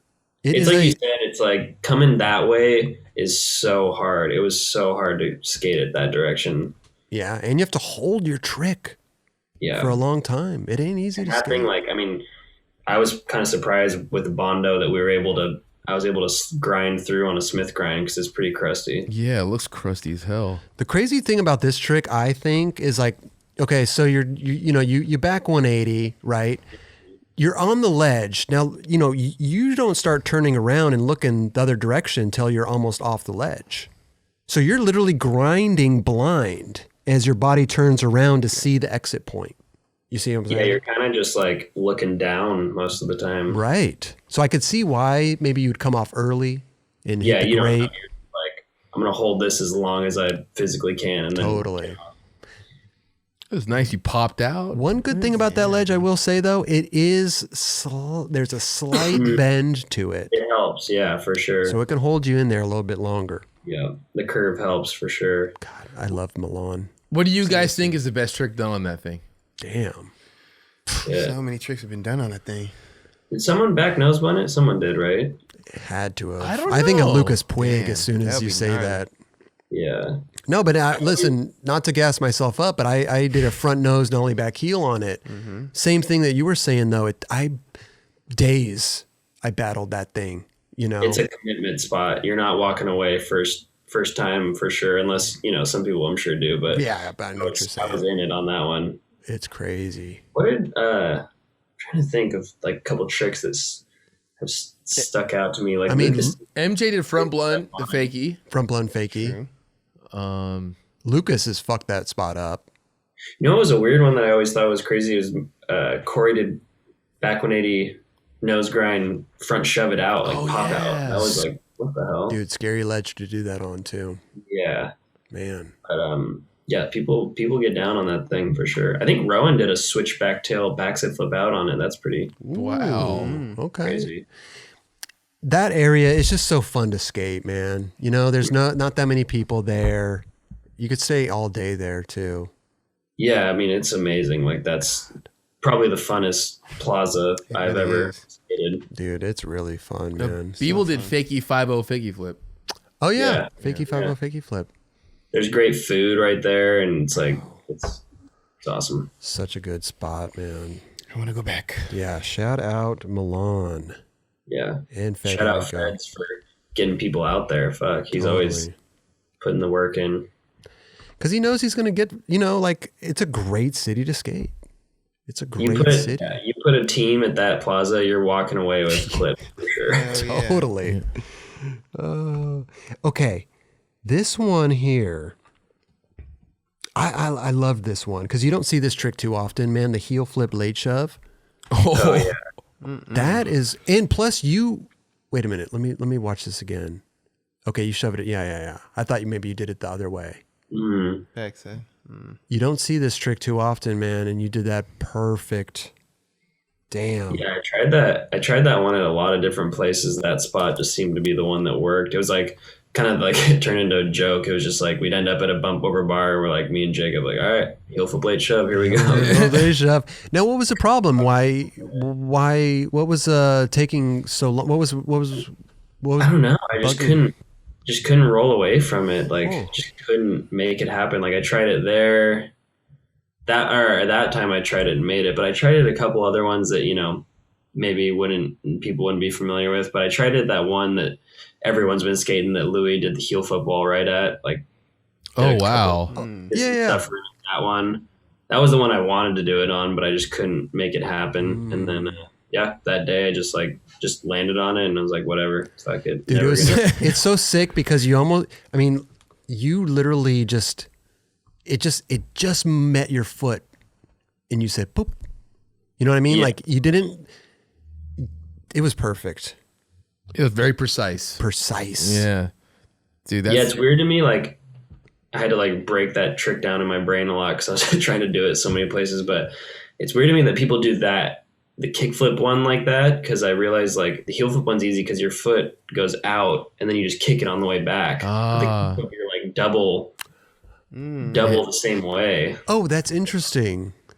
Yeah, because I was trying the kickflip one and I just couldn't get it. Kickflip, you're bringing your foot back and then you're like double kickflipping. Yeah, I could see how the heel flip. The heel flip, you just hit it on the way back and hope for the best. Right. Hey, do you need this is the most San Diego spot, I feel like. I was seeing that forever, but like, do you need a bungee or are you just pushing it? Yeah, we had a bungee thing for that, yeah. Gotcha.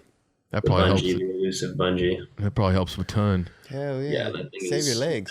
Comes in handy. Yeah. Is that the same spot that Brandon Turner switched hard flips to stairs in the old Shorties video? I think it is. There used to be a handrail there too. Like there's a rail like right to the right there. Yeah. That is not. And I think people skated it. It's for sure like they skated in the Shorties videos for sure.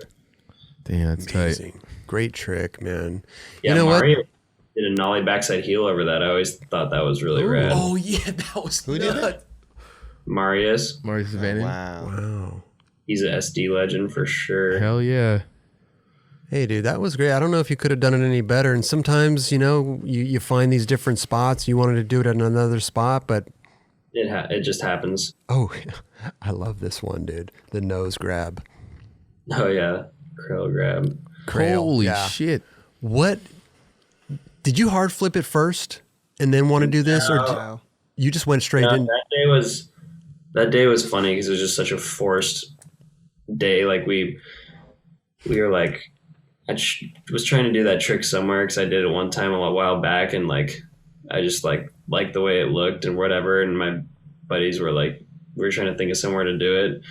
And then we were like, oh, let's go to that thing in Riverside or whatever it is, or it's in like Ukaipa. It's fucking out there, but Yeah, it's out there. That's right there. But we get there and we're like, there's no fucking way. Like you can see they just added that orange bump at the bottom. Like it had never been there. And I had to like curve in all stupid. And I was just like so forced and dumb. And like, I was already like literally was going to just give up. And then I just like got up and tried one more and I made it. And I was like, holy, did I just do it? I think I just did it. Like it was Really? It looks like they added that orange bump, not for skaters, but so that whatever's going down that hill. I don't know. But yeah, Kirby was there too. And he did like a big spin nose grab. Like it was just a flip, grab your board, I guess, kind of day. Heck. I mean, you hard flipped the shit out of that thing. Wow. Yeah, I don't know. I mean, whatever. I'm sure, some people don't dig the trick, but I was like, it was something different. Fuck it. No, it's cool, man. What'd you say that was? A hard flip Krail grab? Yeah, I mean, technically, yeah, it's like the Krail when you grab up there. Yeah. I Like always a like Krail slide. do the street grabs, but just me. I love it. I just like it's just different. You could have hard flipped that thing easily. You know what I mean? Yeah, I don't know about that, but possibly. I know you could. I think it's cool to incorporate those those flip tricks with something like that, like a Krail grab. I think that's pretty rad, actually. It was just funny, like driving far, it's hot. Like we're like, at least we know, like we'll get to fucking skate this bump. Like it's one of those spots you get there and we're like, when did this orange thing get here? Like, yeah, we hit it now, and like it took some serious like figuring out because you had to like last second go in there and then try to do your trick. So dumb. Right, because the angle you're going in right there, you would just end up hitting the wall. Yeah, I was afraid I was gonna do like a grind up the side slam situation. Right. Yeah. So you almost have to curve in and then straighten out going up the bump, right? So dumb. Nightmare. That's why it's good to have a sledgehammer in your car. I don't know how you'd sledgehammer that thing out of there because you could totally fuck up the runway. That's true. Yeah. Then you bond I to think it. it was That's doomed true. either way. I don't know, man. What? Well, if I drove out there and had to fix a spot, I'd be like, oh God, let's just go to fucking Benihana, like eat some food. Benihana. All right. I think I would fucking do that too. There's no Benihanas in Ukaipa. You're going to like Burger King. Yeah. I mean, whatever, bro. Burger King, Benihana, shit. Just the spite meal of not getting your. You know what I mean? Like, you might as well enjoy yourself. Like, watch some like we food. drove all the way out here. Let's get something exotic. Get some shrimp thrown into your mouth. Yeah. Dude, I'm hella good at that, by the way. What, going to Benihana? That and then throw the shrimp in your mouth. Dude, I got 16 in a row one time, dude. Where you got a big mouth, bro. Were you laughing at the same time? I had no idea. I was like, I think I suck at this, dude. You know when it comes to you and you're like, I don't want to do this right now. Like, you know, and they're like doing it in their hat and shit like that. And he started firing them off. And he stuck on me for 16 times in a row. Damn. People were just laughing their ass off. I don't know. There you go. Benihana God, you got a plaque there, I bet. I know, right? Got, Sounds like it, shit. Trying to get sponsored, bro. got his picture up on the wall. Let's talk about this because I've never been to this spot, but it looks like the hardest spot to skate. And you did the most insane trick down it. Oh, the low C grind, yeah. Wow. What the hell? You were pinched in too right what there. the hell were you? Yeah, how did you come across that trick? Dude, Of all tricks. Like, of all tricks. Yeah, I don't know. I think that I was just doing that trick a bit then, and like just seemed like it would work because it's such an angled, like you're almost grinding on like a triangle itself because it's not fully like 90 degrees, you know. Mm-hmm. But yeah, I don't know. I did a nose blunt slide on it, and then on a trip like right after it, we went back, and then we ended up there, and just I've already felt kind of comfortable from trying the nose blunt and just started trying it and worked out. Looks like a hard spot to skate, man. Didn't T-Funk just do something gnarly on that thing? Yeah, you just get front blunt. That's gnarly. Yeah. Jeez. Did you ever think about coming out 180? I mean, you're going fast. I don't know if it would have worked. Yeah, that spot's a little, I think, deceiving because it's scary to skate. I mean, I was like, definitely, it's all or nothing type thing, you know. And the 180, I don't think I've ever done the 181, but yeah, you're coming out pretty low, and the ground's like kind of slippery brick situation, and I was like, if I didn't even think about trying 180, but I can guarantee I would have ended up on my ass pretty hard if I tried it. That trick just looks like it's calling for a 180 out. You know what I mean? Yeah, right. Like a Totally. little nollie 180. Yeah, It's a little steep too, huh? yeah. I don't remember honestly, but yeah, it's pretty tricky to skate. I'm trying to think of I think Slash did a kickflip backside 50-50 on it. That's pretty gnarly. Wow, And yeah. that is no joke. Yeah, it looks like the angle's weird. Like the ledge is going out straight, then you kind of got to curve into it. Well, you have to hit the corner. It's like a, I don't know. Two curves meet together. It's like you're going at a corner, right? Yeah. I went The there runway? once. It goes to like one point, and you have to ollie at that one point. Yeah. Someone should definitely do the Scott Johnson trick there. That would be the one to Oh do. my gosh, That would be pretty gnarly. someone could do it, but For sure, yeah. Someone good. Damn. That's just a gnarly spot, man. So sick. there's a lot of spots at that spot. There's like you can go over the hubbas there. There's like that rail you can go over. There's that big thing that Pedro lip slid somehow, like in the back. Jeez. Oh, that's there? Yeah. The Pedro. Wow. You can see it kind of like right there in the back. Oh yeah, it's See, like, behind you right there. Wait a minute. Oh, yeah. It's fucking ridiculous. That's it right there, huh? Yep. What a beast. That dude is awesome to watch skate. God. What a. Yeah. Very unique trick to try at this spot. Yeah, a little weird, but Little weird, but I like it. Have you ever done like that it. trick backside? yeah, I've done it like on like little rails, like skate park rails. That's a cool one. I think Alex did that, right? And pretty sweet on a rail. Did he? I can't remember. Did it on that He did. park rail, I think. Oh, that's right. Okay. Yeah. I'm trying to even picture that trick in my mind. Like, how do you even. What a weird one. Yeah. Yes, definitely. Yeah. It's like a backside overcrook, but you just get lazy. Yeah. Man, what a great trick, man. I've never been to that spot, but I wouldn't have anything for it. But okay. Oh, what about this one? Here we go. Just this gnarly 50-50 real quick. Let me just do this. Damn. At night, no less. Like, do you like skating at night? I do not actually at all. It's just it's a whole to do, and then it's focused on you. You know. Yeah, I think like it's tricky to skate that in the day for whatever. I think because it's at like the City Hall or whatever. But yeah, we were on like an AYC trip on that, and we just heard that was there. It's kind of like one of those famous spots, and I think we like went there, and I think it just started as like a joke, and then it's one of those. Next thing you know, you're like trying to get halfway down the rail, and then all right, let's rev it up and get the lights out, I guess. Isn't that the spot Daniel Haney tried to grind that, right? Did he? I think a lot of people have grinded. I definitely wasn't the first person to grind it. I mean, maybe backside, but I could be wrong completely. It was just like fun, and I was in it, and I just did it, and then I was kind of like, whatever. I just did it. We talked about it. We talk about, kids nowadays, they're on the 50-50. It's like the pinch 50-50 It's like almost. the pinch 50-50, because you did that pretty much On top. almost the perfect way. Your front truck was on the left, your back truck's on the right. You know what I mean? You're going around that curve.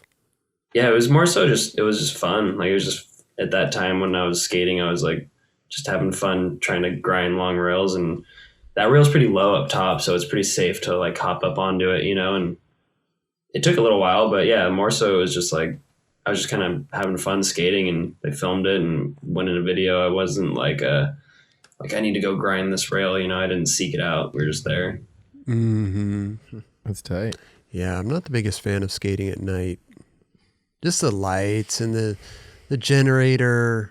I'm like, I prefer to kind of wrap the day up, and because I wake up pretty early, and like by night I'm like, I'm good on. I don't want to go out and light up spots. Yeah. I've done it for sure in my life. Sure, and it is a little different when you're on tour.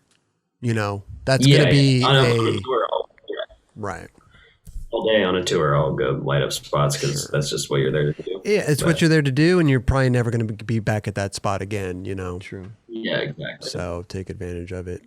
It's funny. One time we were on a Baker trip in Northern California, or like San Jose, and we were street skating all night. I remember this. I'll never forget it. And we went to this one last ledge to check it out in San Jose. This like over a gap, or whatever, out ledge over a gap.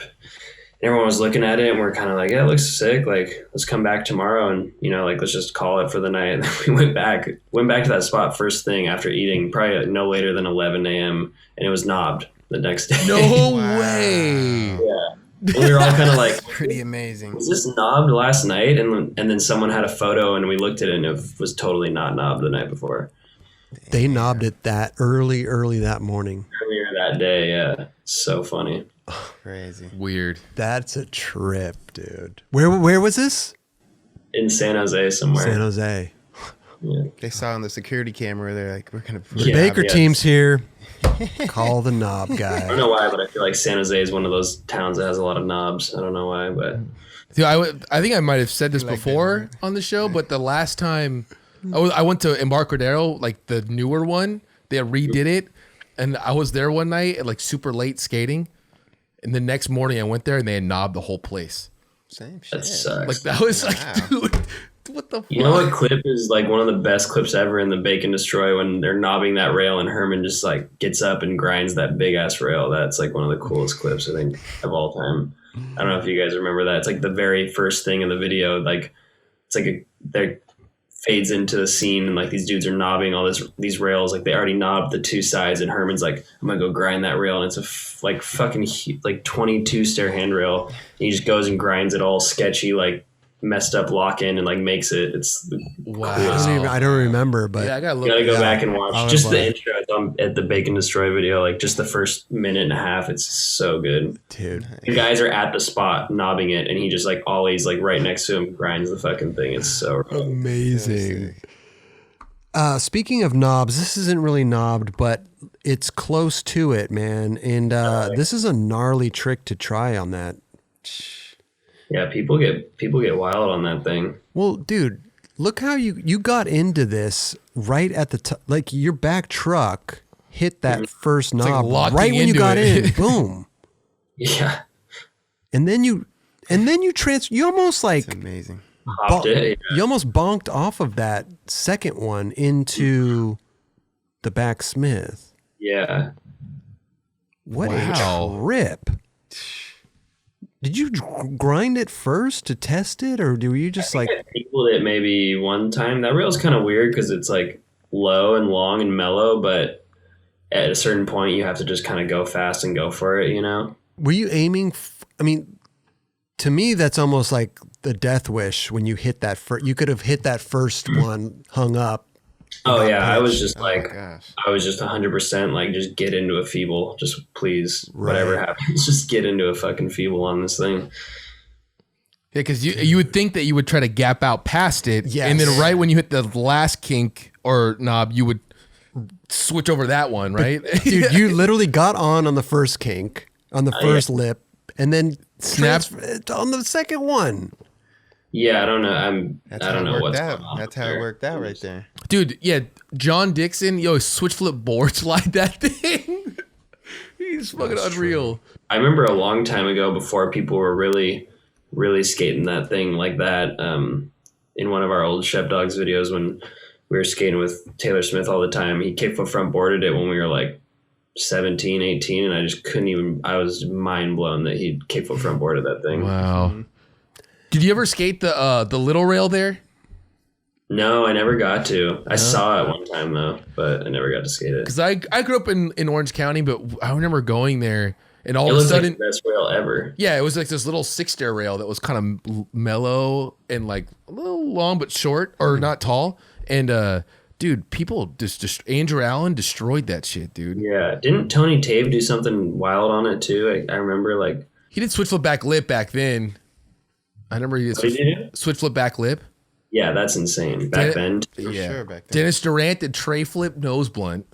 Oh, Yeah. Yeah, there was some heavy shit going on back Sleep on then. him, dude. Was it just like a tiny little rail? It was like the best rail ever, for sure. Like it was so good that I skated it. Like I was doing yeah. Would you caveman it?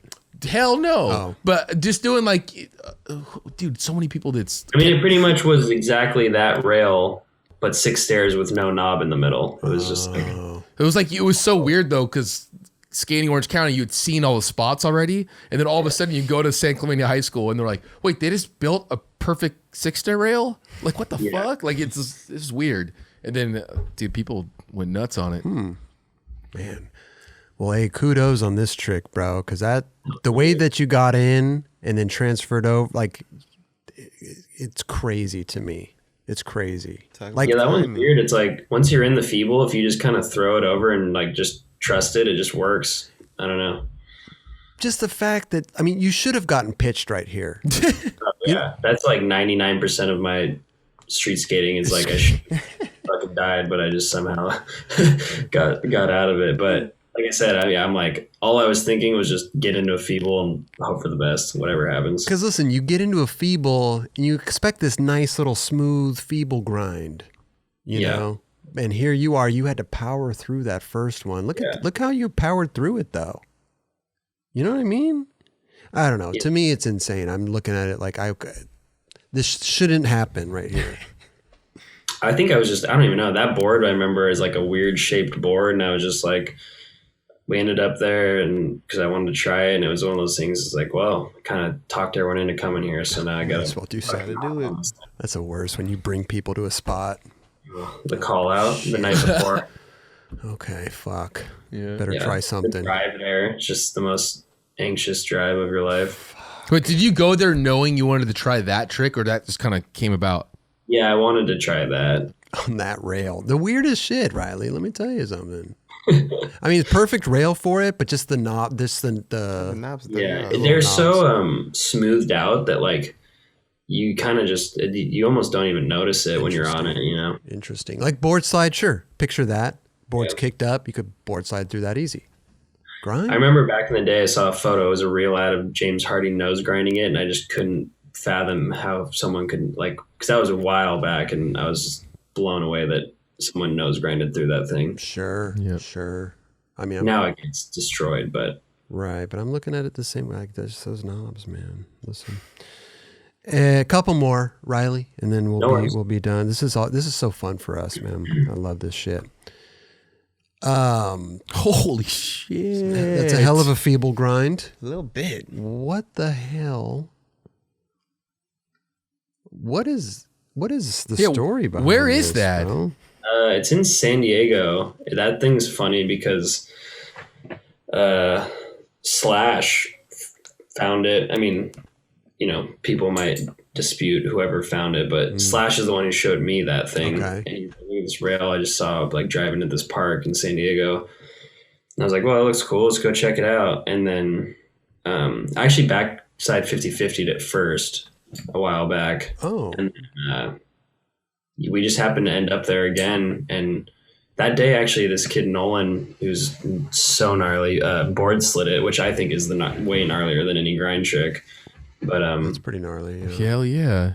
yeah, me and my buddy AJ were both like kind of just jumping onto feebles because it was like a kind of safe trick to just like hop into that dirt over there and tap your truck, Gotcha. And we were both kind of trying feeble, and we like didn't really not that we didn't acknowledge it, but we just both, that was just all we could try to get into. And then eventually we were both like, should we both keep trying it, and then it kind of turned into whoever was just going to like go for it and lean in first. And for, I don't know if it was an accident or what, but one time I just popped and my body was on the inside and I just started going farther down. And then he just kind of was like, you got it, You won. Yeah, it was weird. It was funny because I've never really had that, but we were both kind of like, it wasn't like no, I'm going to do it. We both just wanted to try to skate it, and feeble was just the trick that made sense. But yeah, Figgy did a crooked grind on that thing, which is insane. Wow. Well, that's kind of cool that you got to talk. Did you get to talk with AJ about the trick while you're doing it? Like how to like... Yeah, we were both like up there like, are you going to try to, whatever, lean into it? And he's just like, I don't know. And then he'd jump over. And then, like I said, one time, something fired up in me and I just like went for it, where you get in and like lean onto that cement side. And once I was in, you can see it kind of just holds you in it. And it just totally does. But then you get to this point and you're like, okay, well, I have to shift my body weight over to the other side a little bit. Those rails are just like, man, the anxiety that those type of rails give you is not one I've experienced from anything else in my life. Sure. Dude. And then you got to ride through this bullshit right here. Because it's just all that one moment, like just that ollie up and just hope your truck gets on, like just right. Wow. Isn't that weird? That was tight. I've never experienced that before, but I could only imagine.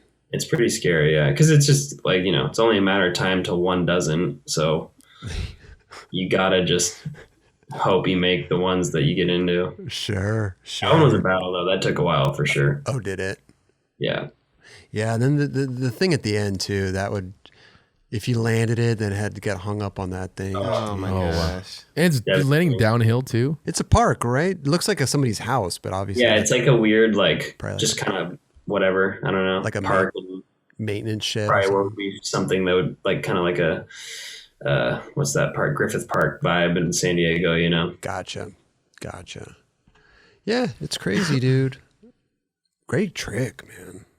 Yeah, Feeble's cool. And my buddy took a cool picture of that I always really liked on a film camera, and I'm like really leaned in. I just thought it was just a like cool, timeless looking photo because he shot it really rad, and you can see the rail. And I don't know, there's one with when you see a skate photo of yourself that you're like into it. That was one that I dug for sure. Every skate photo I've ever had, man.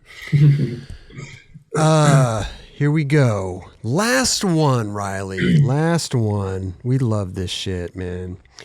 Because it's funny. You would think, and we've talked about this on the show, like I've said, like, oh, if somebody brought up my clips, I probably wouldn't have anything to talk about. I can't remember this time and place. But once you see the clip, it kind of sparks little memories and stuff, which is cool. Yeah.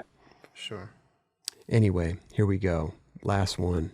Boom. This is insane, bro. Oh yeah. Oh my. What the hell were you thinking? Were you just like, did you try to 50-50 that thing at first, or did you just go back into the backsmith?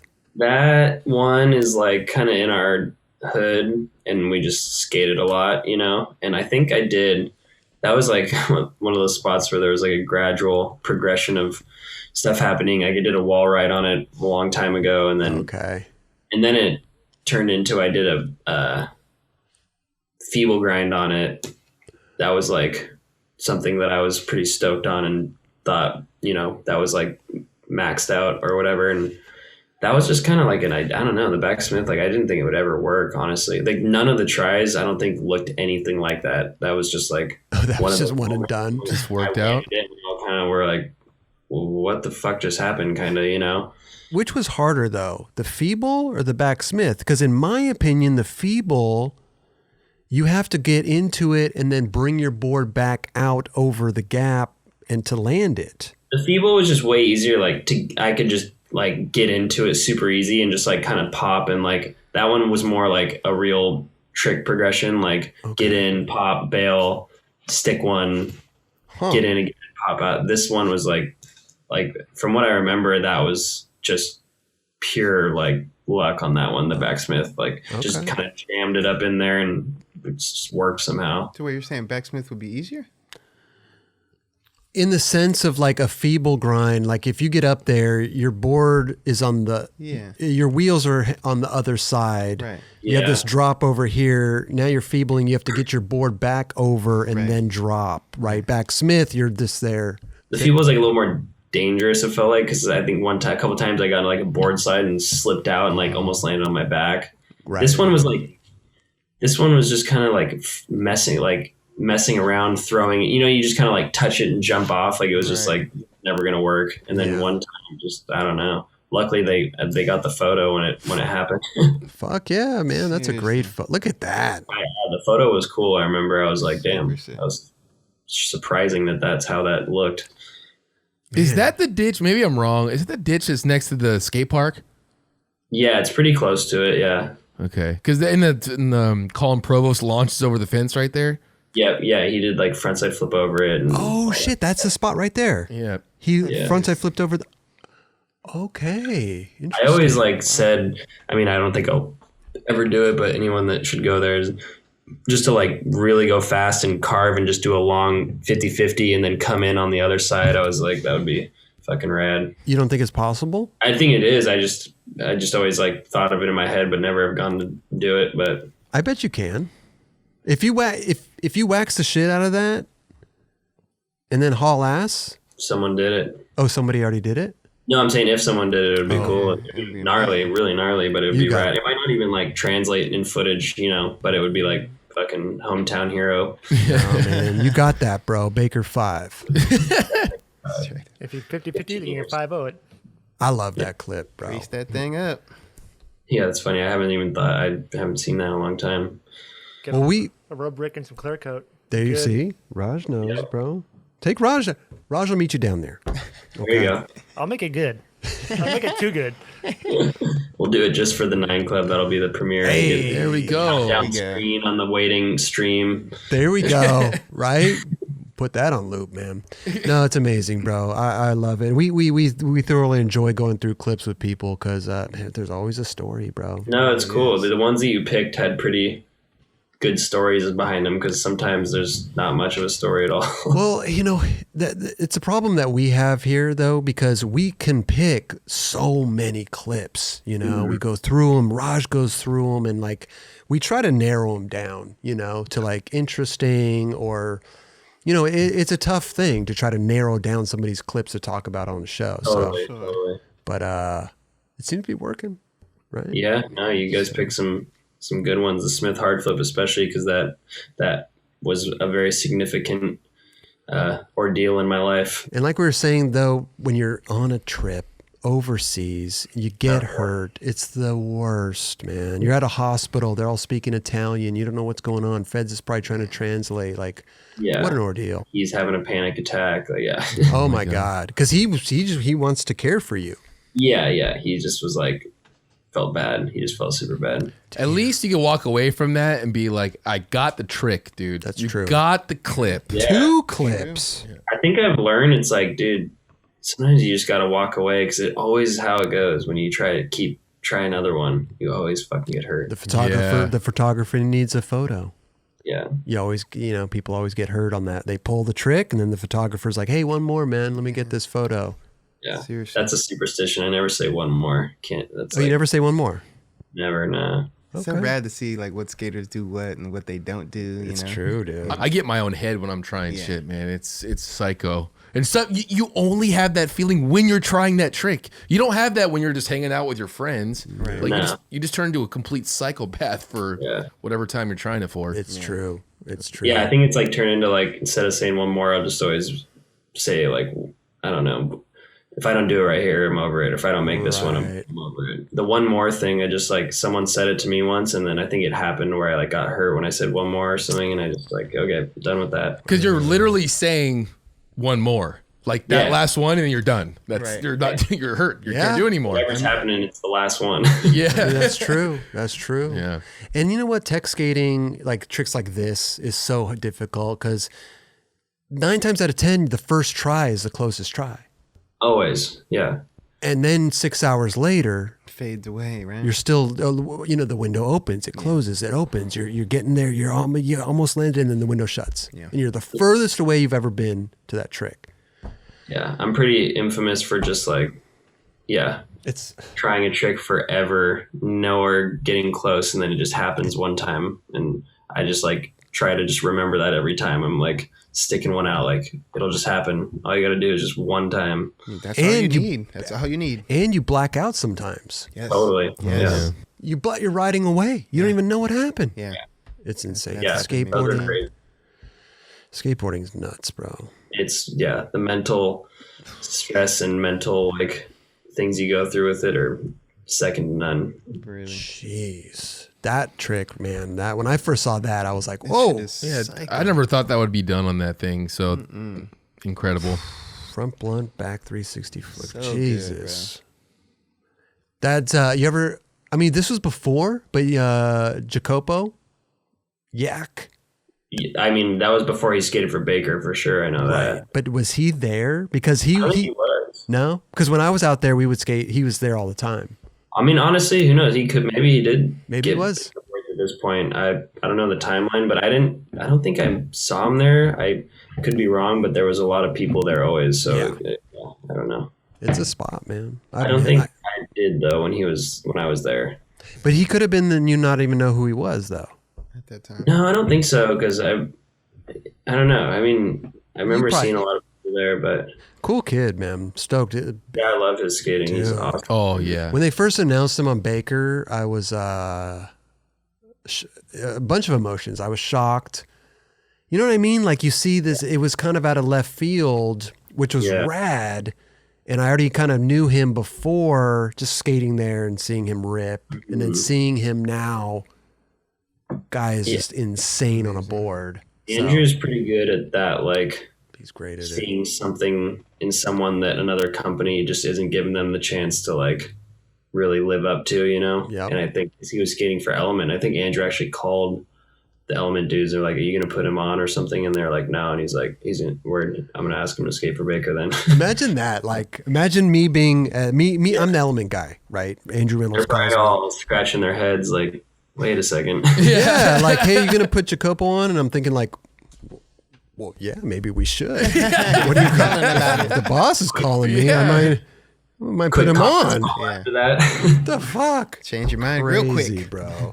Yeah. What do we got going on now? We did talk about a little filming here and there, maybe some Lakai stuff happening. We got the third shoe. When is that out? Third shoe, I believe it's out because the first version of it was when they did that Black Sabbath series with all the shoes. Okay. And then, I think like the first non-Black Sabbath collabs version of it will be like hitting like right now. Amazing. It's like, yeah. Man, sorry about that. Usually we do our homework over here. We know everything that's going on, man. Oh, there's so much going on in the world. It's the least of anyone's concerns. You're telling me, man. So Baker, everything good over there? The boss is chilling. You talk to the boss a lot? Here and there. I mean, not the most, he's a pretty like, busy guy. To himself person. He's just like doing his thing, and we don't, I don't live in LA, so if I lived in LA, I'd probably skate with him much more and talk to him a lot more. But right. I texted him the other day about like, I don't know, hit him up. I was like, hey, where'd you get your stuff at your house framed, like your photos? Because I always like the frames you had at his house, shit like that. I guess not really skate stuff, but That's amazing. it's kind of weird because I've known him for so long. You know, Baker 5 was there? I just mentioned it, but who knows? Maybe. I mean, I'm sure it has to, right? Like, I don't want to wait another 15 years for that, bro. yeah, right. Jeez. Well, he said like, you know, the two parts montage style videos. Maybe you can That's get true. that. Yeah. That's true. Baker 4.1, then 4.2, 4.3. There you go. Didn't Reynolds mention that on the Stop and Chat? Where we were talking about filming, and he said, "Well, we might put out like individual parts or stuff like that." Because he was talking about how he was psyched on Van England putting out the FA part. Right. Yeah, I know that Andrew is like he is very up to date on what's happening in skating. He knows all the new videos, the new dudes. Like, he's skater through and through for sure. Hell yeah. Pays attention, that's for sure. You have Yeah. to, man. You have I was to. with Eric Ellington the other day, and he was talking about that, and he was like joking, like getting all mad. He's like, "The fuck, like, why don't the new cool kids like follow me on Instagram? You know, like they all follow fucking Andrew." I'm like, but he's like, Andrew like messages all of them, like gives them advice, and I don't know what's going on. You know, like he's just fucking around, but it's so funny. Like Eric's so awesome. Dude, Eric, legend, bro. hell yeah. Eric Ellington, man. Dude, God, all you guys over there, man. The Baker Squad, Lakai Squad, everybody at Steel Mill, man. You guys all rip. It's been cool with Eric because we've been like doing some stuff for his shoe brand and like seeing that side of his world, and it's been really, really fucking rad. Like his whole, you know, high end shoe brand seems like they're starting to do pretty well, and I think he'll probably be, you know, living in a mansion one day because those things are. Dude, they're beautiful. Nice Beautiful shoes, for shoes, man. Anything going on with you like the fashion world right now? Any modeling going down? I'm just, like I said, just did some stuff for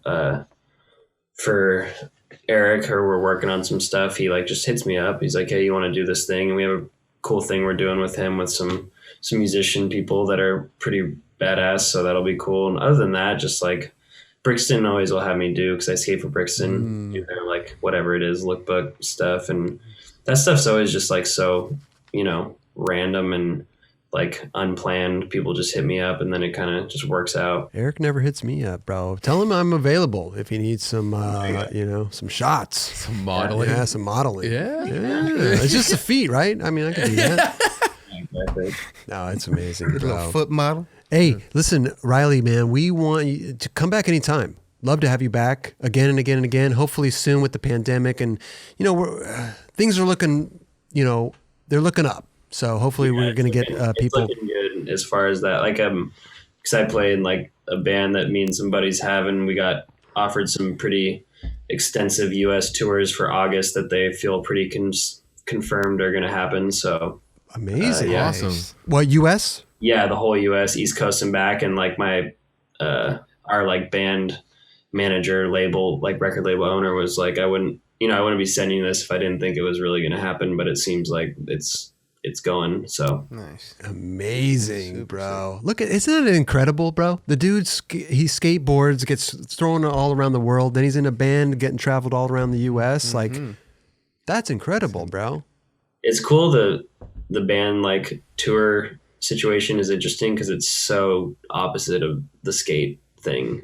You know, like you just drive all day and then you just get straight to a bar at 5 p.m., load in your gear, do the sound check, and then you get like an hour to chill, and then it's just showtime and just drink and talk all night time, and then you wake up and you just drive. Like that's why I think it's awesome that people ask me, like I just did an interview for this magazine with the band, and he was asking me the difference between the two, and I was just like, skating is truly like the best way to really like see a culture and be a part of it, because you're actually out there in the street, you're eating the restaurants, you're like with the locals. It's like there's nothing else like a experience like it, because the music thing is totally not that at all. Right. No, it's true though. We say it all the time, man. It's like you don't have to. You stay at a hotel. You don't have to go ask the concierge where to go eat or what the best restaurant is. Like you're there experiencing it like a local. Yeah, it's like by far I think the best way to see the world is with a skateboard in your hand, for sure. Isn't that crazy? Yeah, I love it. Yeah. Man. Hell I yeah. love it because Kelly Hart, he can go to Indonesia with his skateboard, and he could find some skaters or go to the skate shop It's and wild, kick it. right? It's crazy. He could probably go there with no hotel reservations. Yeah. You go somewhere with a guitar, people think you're asking for change or something like that. This guy outside's asking for money. But even if like you're not like a pro skater, if you're just a skate, like any skateboarder could go do that kind of anywhere, right? And that's Absolutely. You beautiful thing. could kind of let people know, hey, I'm pulling up to Indonesia and via Instagram, and you got people like reaching out to you, like, hey, yeah. we got you. That whole side of the social media for sure. Just like in times of need and, needing a place to go, people always come through like that. So crazy, man. Skateboarding. Skateboarders. Wow. Skaters supporting skaters. Yeah, That's what we're all about over There here. it man. is. There you go. But again, Riley, we thank you so much for stopping by and chatting with us. Hopefully we can come by again and sit with us in person, because that would be ideal. Yeah. Yeah, I'll send you the link to the espresso machine after this so you can There you have go. it dialed in. Look at that little guy. It's the Breville. $600 and coffee beans too. When I get the machine, I'm going to definitely order some coffee beans off of steelmillcoffee.com. Yeah. Let's do that. And go buy his shoe. His Lakai shoe buy his out. Definitely pick that thing up. Pick Yeah. both of those up. Yep. What be kind paying my of dog mortgage. is that? What kind of dog is that? He's like an Australian Shepherd, like healer mix. He's kind of got all kinds of stuff going on. He's an interesting guy. He's really mellow right now. He's pretty spastic, but he's very. Yeah, he's been out I too. know. He's been like, well, Riley's doing a little podcast, man, so I better chill, bro. Yeah. I ain't going to get no treats His little later. face. He looked really cute. Soaking up my hard-earned work of having to He's get out. older together. My cat the other day, well, cats occasionally they throw up, little hair, little phlegm, whatever it is. And knock on wood, man, my cat Larry has never thrown up on the carpet, always on the hardwood or the bathroom. And I'm like, oh, thank God. Yeah. I don't know if she just does it just to Trained. train She's got manners. or she knows, Yeah. like, I better throw up here because it's easy to clean up. I don't know. Amazing. But knock on wood, I'll probably go home tonight and be fucking. He didn't throwing go up that on the carpet. route, so Not on the bed, dude. Not on the bed. Listen, Riley, man, thank you so much, dude. Stopping and chatting, man. And, dude, looking forward to everything you got going on in the future, bro. cool. Thanks, man. Hell yeah, Appreciate it. Dude, you're the man, bro. Riley Hawk, everybody, huh?